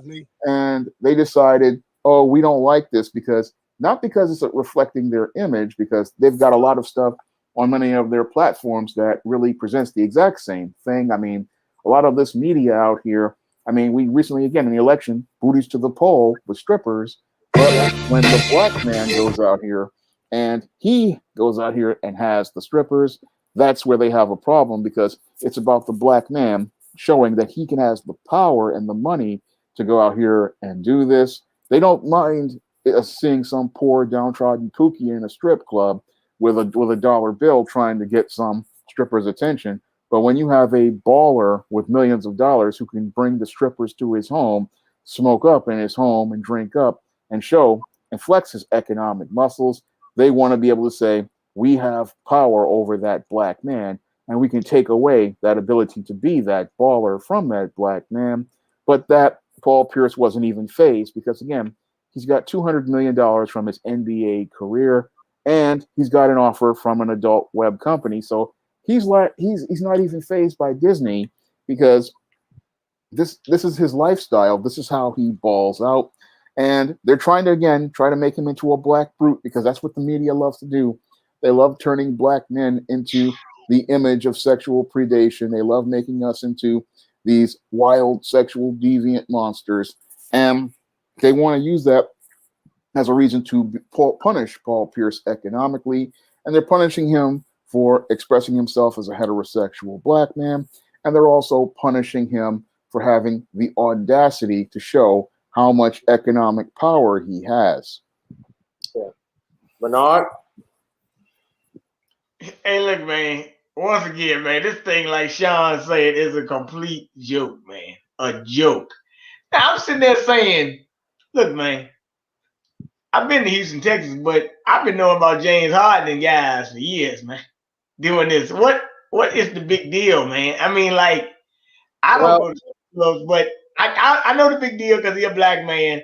But first of all, ESPN has no right to be talking moral conscience about women. Just like we talked about Molly Quinn and earlier and everybody else, these people, these execs on these boards, have no right to be preaching morality clauses. Oh, this is against our policy.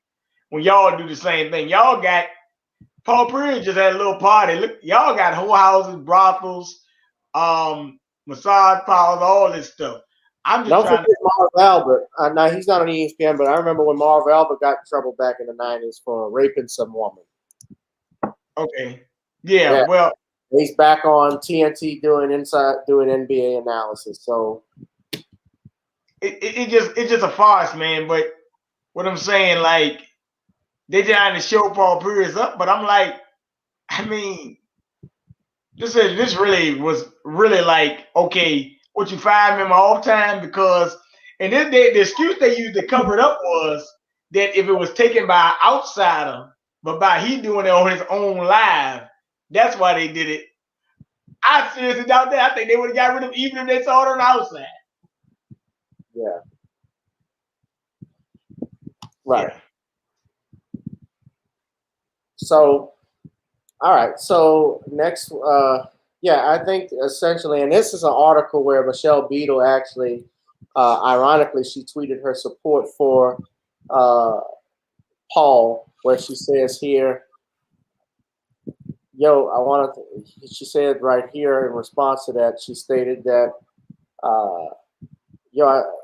I'm looking right here. It says, looks like our cooking and dance show can finally happen. You book the dancers, I'll grab some grub, boom, Emmy. She's always been known for her, what they call her witty sarcasm, but they fired her from ESPN because she couldn't pull in ratings.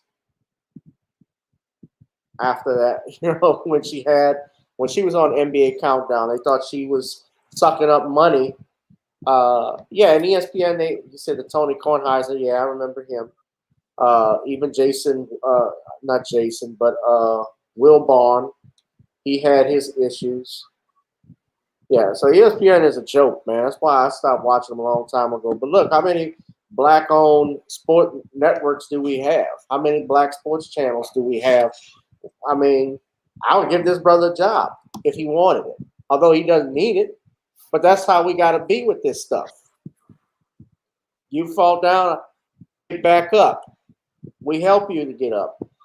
I have nothing to do with the women that are dancing on that. That's they play automatic videos. Let me get out of it. But yeah, you know, corporate media is telling us to support Lil Nas X, and if we don't support that, then we're a hater, we're homophobic. No, the reason why it's like that is, man, we don't like him is because, number one, his music sucks. It's not good. And he's pushing this devil worship shit. A lot of these people, a lot of these, look, these artists that they push now, maybe not all of them, they're pushed out because the record companies, the corporate interests, they like these types of individuals. They push their agenda. It's just like your Demi Lovato. You know, I listened to something Demi Lovato actually said. She said that she was these gender reveal parties are transphobic, and I'm like, what an idiot! This is an idiot. I don't know, and people listen to her. I don't even listen to her music. I don't listen to her. I don't listen to Taylor Swift either, because she does the same thing. We need a bunch of Kanye West to interrupt her performances, especially if she tries to perform Earth, Wind, and Fire September. I don't know if y'all heard that. That hurt my ears. Yeah, they use these low seed, no talent performers to push their deviant agenda. And that's what they're all really are, because they know that the kids will listen to these dysfunctional people. Kids will listen to that. Kids listen to that, and they get brainwashed and indoctrinated into these deviant lifestyles and these satanic narratives. And that's why it's important for adults to speak against this type of stuff and let people know what the real is. Because if your kids get indoctrinated like kids got indoctrinated into gangster rap, we're going to lose another generation of kids, and we're going to lose a lot of kids' souls as a result. Right.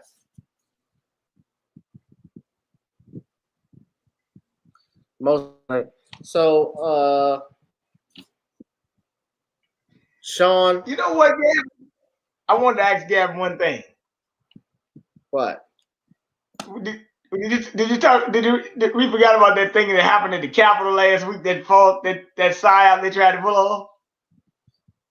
Oh, what went on in the Capitol about the black man? I talked about that on my program Tuesday. He did. It's all right. I just think about it.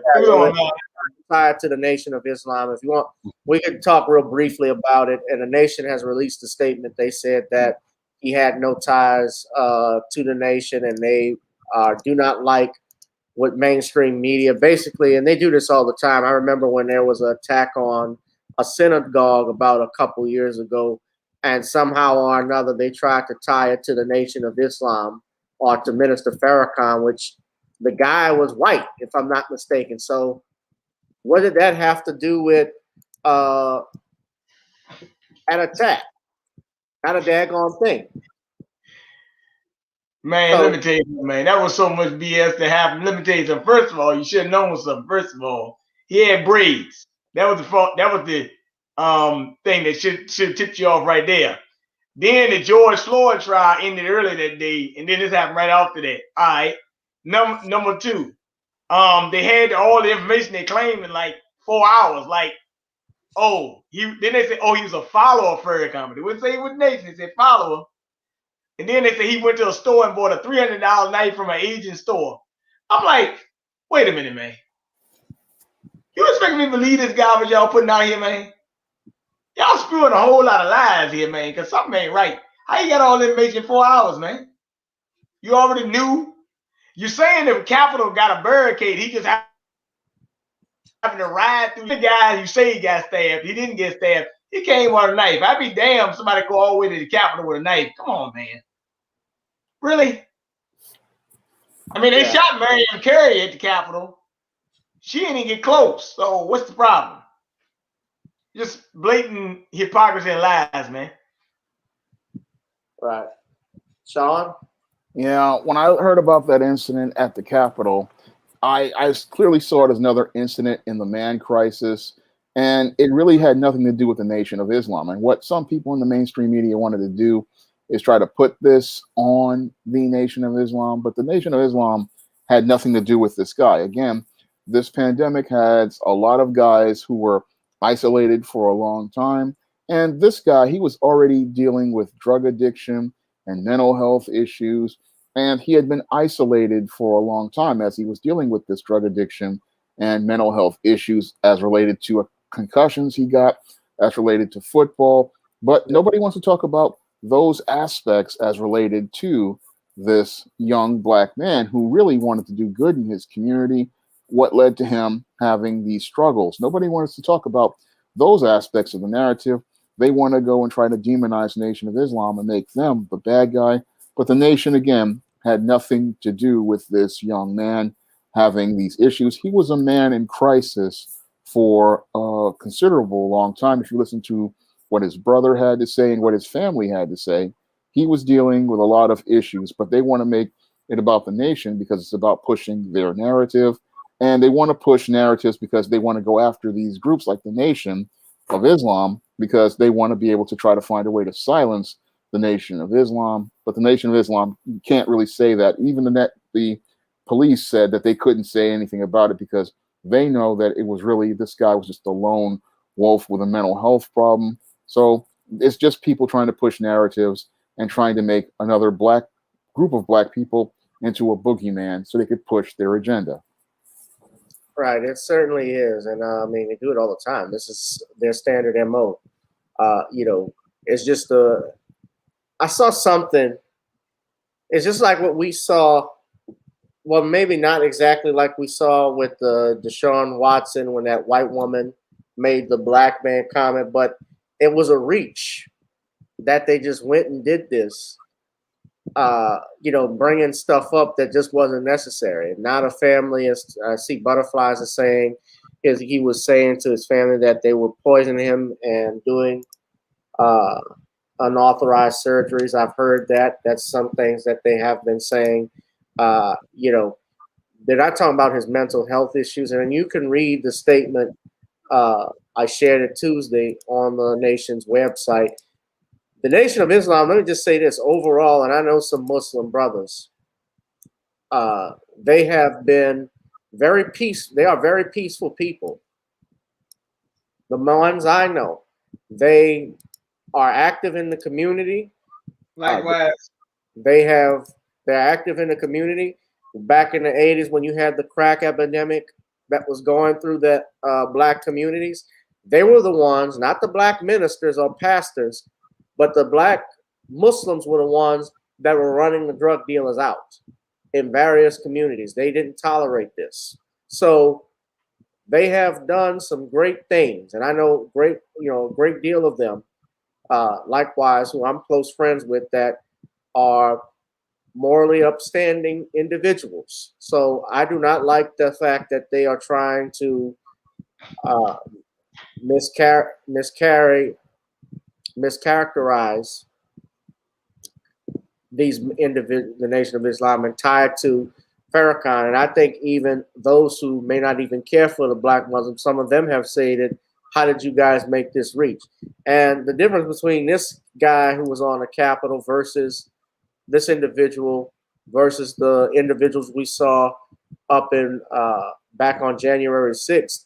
Remember, he was killed. They weren't. Yep. Well, maybe the female was the only one that was killed, but Noah Green was killed instantly. There is no trial for him. This is how they handle. This is what they call justice when they do this stuff. So be mindful of what's going on.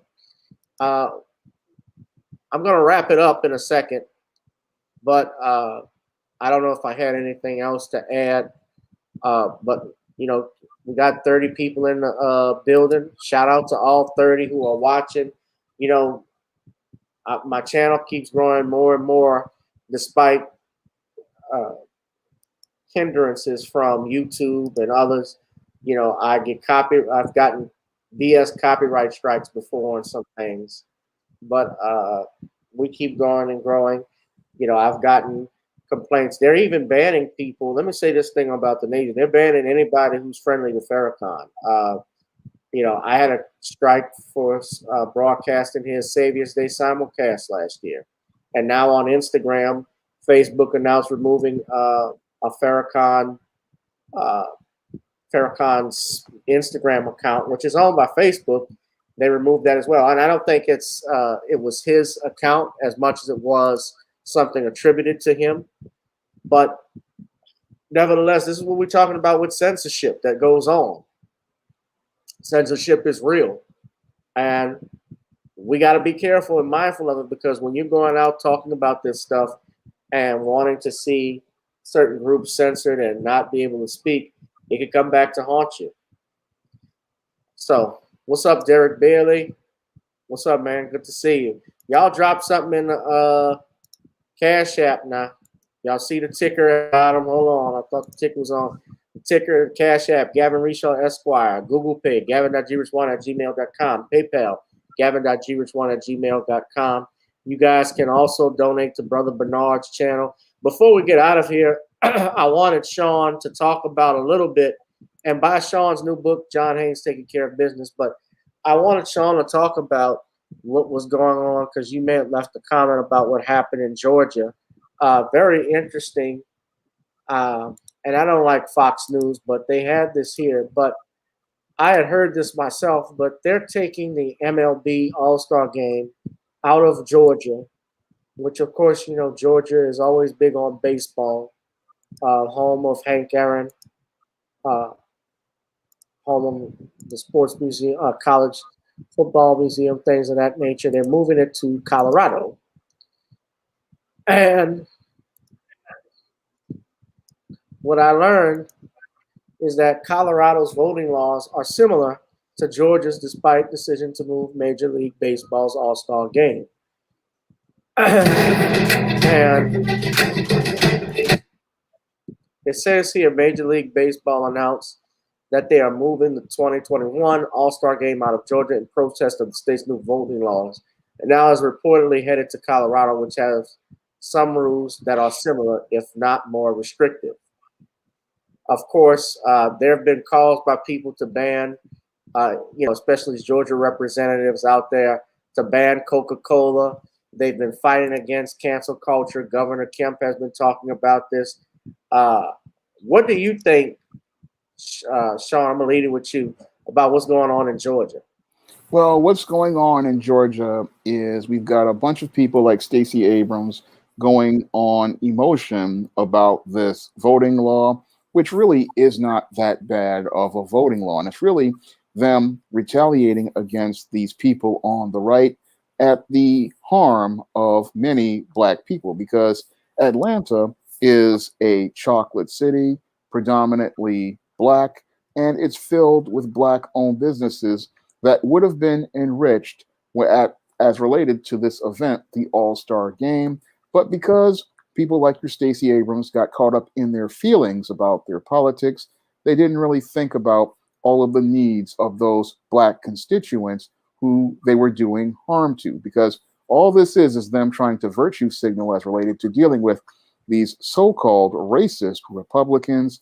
And by taking this whole event from Major League Baseball from Atlanta to Colorado, they not only went out here and did harm to all of those Black-owned businesses, they did harm to their own arguments. Now, their arguments were Georgia was racist for implementing these voting laws, but I've heard from one of my viewers who gave me multiple articles telling me about incidents of racism in Colorado, which is a white supremacist state filled with a lot of white supremacists.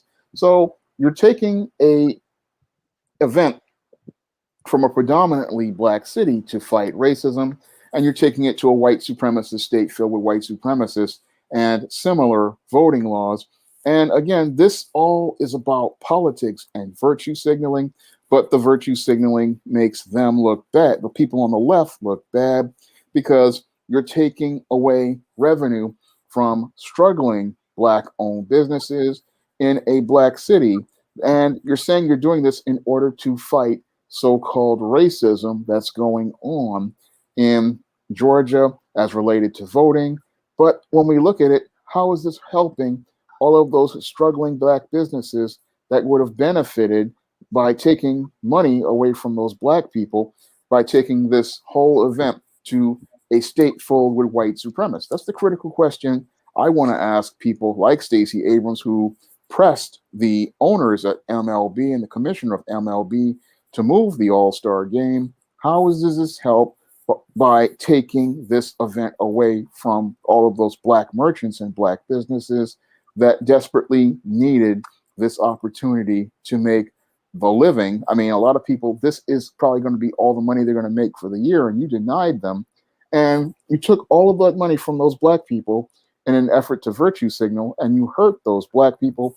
And all you did was enrich a bunch of white supremacists in Colorado, because Colorado is a state, even though it's run by the left, it is filled with white supremacists. And I have the articles that somebody showed me of numerous incidents of people who had dealt with racism in that state.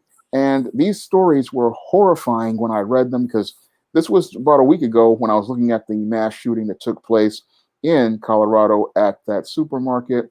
One of the reasons I believe that we had that shooting was because of the racism that was there.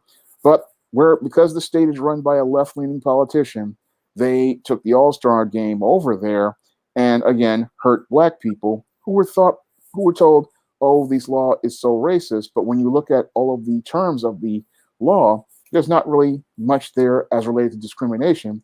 It's just really about establishing some standards as related to voting, and to make sure that people don't get taken advantage of. They're basically trying to prevent another finesse of an election. Yeah. And look, I thought about this too with the water thing. They're telling, part of the law, they're saying you can't bring people any water. My suggestion to that is bring your own damn water. There's ways you can get around it. Yeah. I mean, it's not supposed to be the poll worker's job to give you water. The whole thing of the poll worker's job is to make sure that your credentials are there so that you are able and qualified to vote. I mean, if you were really passionate about voting, you're going to bring your own food and your own water. I mean, it's not, because if you have it where people are giving you these things, they could be considered bribes. And this is just people trying to make something more than what it is. Right. Got something to say about this, Sean. I'm glad you said that, brother. Number one, the page is 95. I mean, the bill is 95 pages long. The executive order, whatever I'm voting, right? Now, my thing is with the water, they said that a third-party person cannot bring you water. Okay? But my thing is, look, when are we going to stop getting into this thing with we need water, we need strippers, we need this? Look, if you say you did it, you claim you won the election, then just go out and vote. I mean, what's the big deal? But the other point is, and I'm gonna say this because the brother, or this a sister, I live in one of the Caribbean islands named the Commonwealth of Dominica, and right we are voter ID card. Now let's get this straight. What group of people wouldn't need an ID to vote? Well, it can't be you. It can't be Gavin. It can't be me. This would have to be people that's coming into the country illegally voting. So this is what they're really getting mad about, to be honest with you. And this is coming to an end. So sign oil. First of all, Stacey was a Marxist. She's a leftist. She ain't done nothing for Black folks in Georgia. They gentrifying the city anyway. First, number two, they knew it was gonna hurt the Black city. They didn't want them people to have that business no way in Atlanta. Let's be real. They already told you during the All-Star weekend, don't come down here. So I think they were doing this anyway. I think they would do something. I think they wanted to do it from the start. They just using it as an excuse because they moved to Colorado. So my thing is, Colorado is 76% white. So why you didn't move it to somewhere with more Black people? Maybe Milwaukee, Chicago, moved to Denver, Colorado. Give me a break. Detroit. Yeah, Charlotte. Look at this. I just saw this, but they said Lori Lightfoot was moved. How this happened already? I said Lori Lightfoot was moved. I just randomly saw this.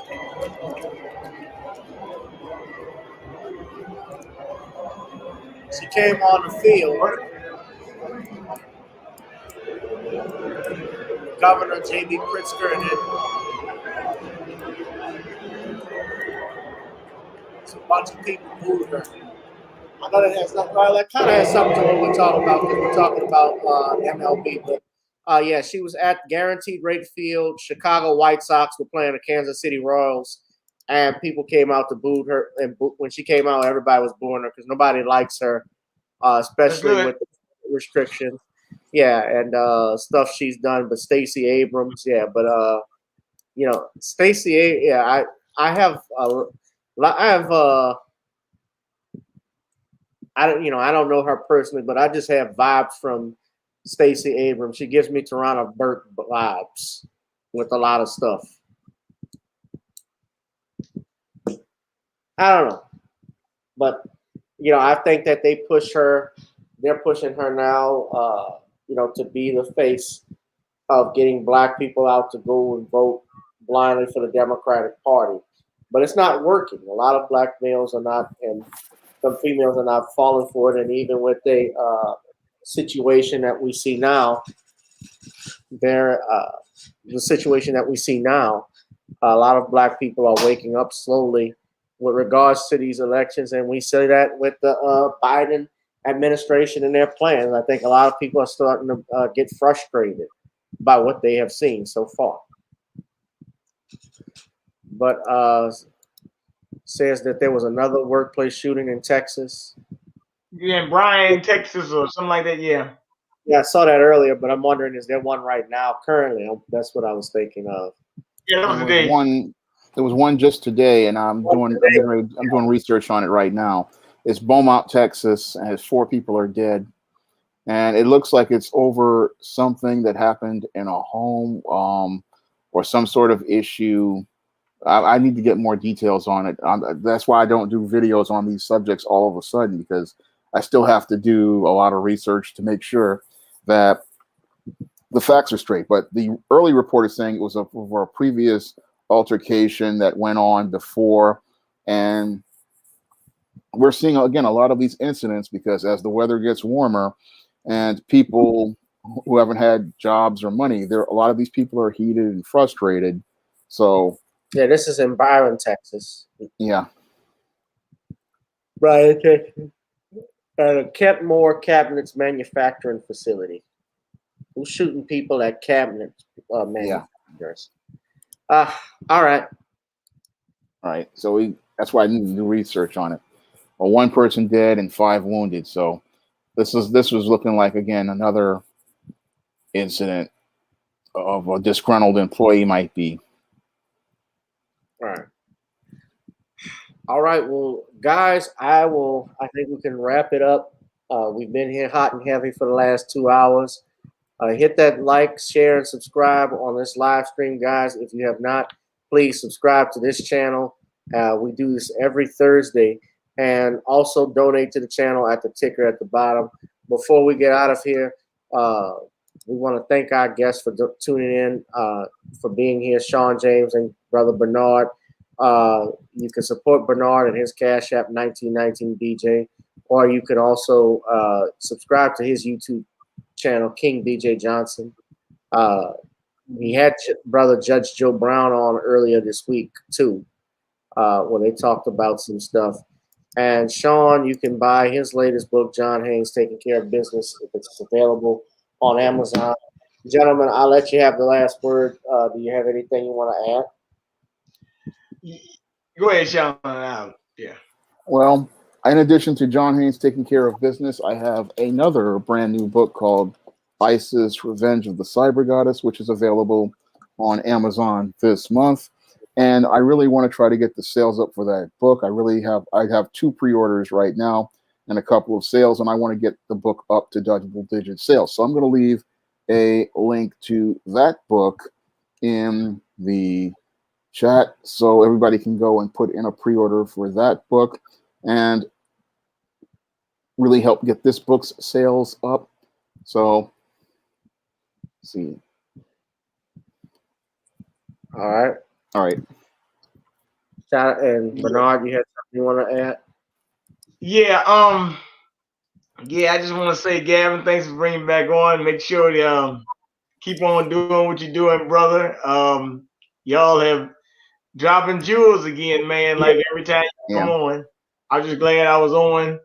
But yeah, we gotta watch this censorship. There's a website they got going out called I think the Digital Center for Online Hate. They claim it's just about anti-vax content, but it's sure that it got a little bit more to do than that. They just call it the Digital Center for Online Hate. So like I said, I got in kingbjmedia.com is the website. I've been posting more articles on there. I'm gonna start posting it under things so they can't censor it, because the censorship they've been doing over the last couple weeks is outrageous. They've been taking people like our brother Dr. Randy Short off and other people off. So we just have to be careful who they going after. Yeah, I heard DMX is dead, brother Ron. Yeah, so they say. He's dead. Well, what they said is that that's not what's been reported. What they said is that he has no brain activity. Yeah. And so right now, and shout out to brother Ron Hurd, We All Be, who's watching as always. Thank you. What they're saying is that there's no activity in his brain, which would mean he's clinically brain dead, which is not a good sign. But you know, it's tragic situation. But you know, a lot of people, I'm seeing different people saying rest in peace. So I'm getting on Twitter. There's a whole bunch of stuff talking about his past. So it's, well, I don't say anything until it's confirmed. Until it's confirmed. But you know, at this point, it looks like if he has no brain activity, then it seems that way. We just wish we send our thoughts and prayers to his family and friends at this time. I'm seeing people saying rest in peace DMX. So I mean, if they took him off life support, then he's dead and he's deceased. Ron is saying that they're saying it on Wikipedia. You know, I don't say anything until it's official until it's official. That's just the thing I do. It's the best thing to do, because because you have to get the confirmation before you make anything. That's why I had a guy request that I make a DMX video, and I wanted to wait until we got some confirmation on his condition. And if this is the turn, it's a sad thing to happen, because he was one of the great rappers of the 90s, but he had a lot of stuff he was struggling with, and it was just sad to see him pass so young at 50. Yeah, and I mean, they're mentioning stuff about drug use and so forth. I mean, I don't know if that had a factor. He could have just had a massive heart attack. Yeah. You know, that happens. There are people, you know, remember the great Kirby Puckett, who was the baseball player for the Cardinals. He ended up dying of a stroke at 40-something years old. So, I mean, it happens. But I'm gonna say something about DMX, man. I remember when I was a child, man. I ain't tell you lie. 5 years running, DMX was one of the hottest guy out at that time, man. It's dark and hell is hot. Rough Ride, he had that stuff, man. DMX was, you know, man, he was great for a while there, man. He had a good run for a while there, man. Well, I remember too. One of my big things about DMX was when he was they started putting rappers in movies, and he wasn't the first rapper to be in a movie, obviously, but I remember like that early 2000s, you know, he was in like Exit Wounds with Steven Seagal. I remember that. I remember him being with Aaliyah in some movies, and Romeo Must Die. Romeo Must Die. Yeah, I remember when he did the tribute video for Aaliyah. I remember, he was doing Mad TV sketches. So as of right now, when I'm looking at it, I'm on Wikipedia. Actually, Ron, they actually do not list his. From what I'm looking at, they don't confirm it. It's not confirmed right here, so I'm just waiting. But all I've gotten is as of today, there's been no change in his brain function, and it's a sad situation. And you got to be mindful of what we say because his attorney originally, remember, on April 3rd said that he was taking off life support, but then he clarified that he was still on life support and giving the wrong information. So I don't like saying things until it's officially been confirmed. But yeah, he had a great run. DLS, what you really want? I remember when, let me see if I could find that. I wonder if I get hit with a copyright if I do this, right? Maybe it's not. But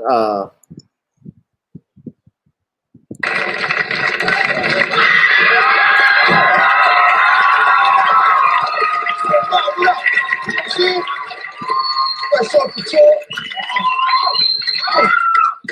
Come on, it's good to be back, you know what I'm saying? Glad to be home. Bad. I need to talk to you though, because I'm having trouble with women. I know you said I want these hoes don't stress me and everything, but it's like all they see is the celebrity, you know what I'm saying? They don't see me, the person that I am, you know what I'm saying? I need help, man. Yo, son, relax. First off, I'm gonna put you up. Like I told you, you need to stop messing with these chicken heads from the top. See, that's just it, you know what I'm saying? It ain't the chicken heads that I'm sticking when I'm on the road. It's Angie. I can't seem to do nothing to please you, you know what I'm saying? It's all right, son. It's all right. I need love. I need love. What is that? You can start off by acting like a man. Now look, son, I know it's hard out here, but I'm gonna put you up, all right? Don't cry. Have a seat. Now, what you doing to show her that you care? I be telling her I care, you know what I'm saying? I be lacing her with ice. I got a bicycle with 20-inch rims. I got a pit bull puppy, you know what I'm saying? What else can I do? Son, start up. Yo, slow your roll. The first thing you need to do is show some tenderness, you know what I mean? You're gonna come at these ladies gently. Show her the softer side of her. But how do I show her the softer side of her? Son, you gotta start off with romance. Romance is the key. You gotta give her your heart. Your father tried to give me gifts, Boone's Farms and cigarettes, but all I ever really wanted was his heart. I'm feeling you, ma. Uh-huh. PMD, put me down because I'm listening. All right, first things first. You gotta get on one knee. Yeah. You gotta take her hand. Uh-huh. You gotta caress it. Uh-huh. You gotta look in her eyes. Uh-huh. Look at my eyes, dog. Look at my eyes. Second thing you gotta do is shed that hardcore rapper image. You gotta show her just how soft and sensitive Earl can be. Now you try it.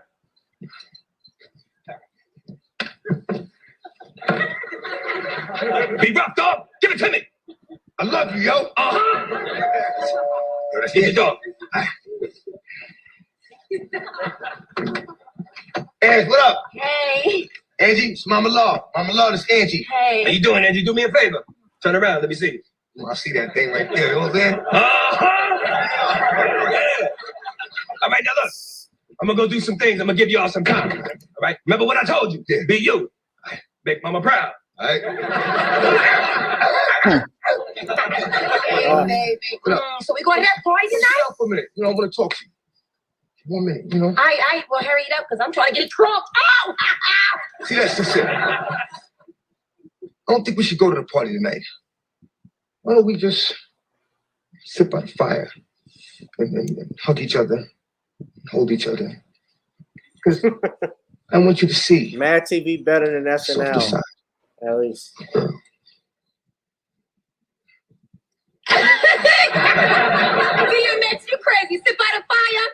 You ain't even got no fireplace. Come on, let's go to the party. Let's go. Hold on. Tonight, if we go out, you're not going out with DMX. You're going out with Earl. You tripping. Oh, you tripping. I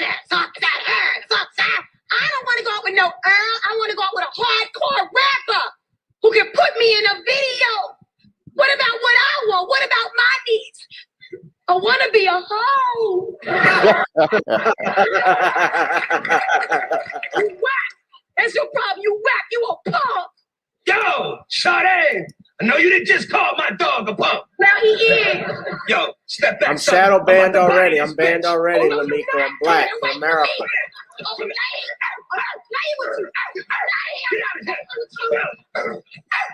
me tell you something. They mess with I'm my coming stuff back. already, When I man. do, So I I'm don't bringing care. my mama, and she gonna bust your ass. Yo, go get the bitch. Yo, son, I apologize. You know what I mean? Some women don't want a real man, they want an image. But This you gotta is rise something above else, that man. all the time. Be you, no matter what. You know what? I'm glad I got somebody like you to show me what a real woman is. No doubt. Yo, son, I don't know about you, but I'm ready to go in the basement and blaze some trees. Let's do that. Let's go. Boom! It's on. Boom! Boom! What the hell? What? Boom! What the hell? What? Man, we're praying for you though, DMX. In all seriousness, brother, we love you, and I know it doesn't look good. I'm praying there's a miracle that happens though. But if it is what it is, man, it's a shame that this happened, especially if it is based off of a relapse. Master P even just said that rap needs a union. He said that this could have been prevented. But yeah, man. Man, I hope his money game too was all right, bro. I hope they got that stuff together, because they'll be fighting for decades over his music. You know, his music sales are going to go up as a result of this. But a lot of these artists, you know, they don't get paid big money. You know, I even saw that some songwriters in Britain are driving Ubers and Lyfts because of situations with their companies dealing with streaming. So that type of stuff goes on. But you know, Butterfly says it's true. I'm waiting till official confirmation once that comes out, man. But I'm praying for the brother. So, but guys, I want to thank you for tuning in. This has been a great show. Another edition of Gavin Reshaw Presents. Well, I'm glad to have these brothers come on. We're gonna do this. We do this on Thursdays, Sundays, and Tuesdays. I'm trying to get some more guests on. You know, I'm having plans to have on some attorney friends of mine, some big names again, that could stop by and do other shows. And join me this Sunday. I'll probably do another live stream. We'll be talking about whatever the hell is going on. But you guys be safe, be blessed. Y'all, please send something to the Cash App at the bottom. Support Brother Shawn James and King Bernard. Gentlemen, thank y'all for joining me this evening. All right, take your time.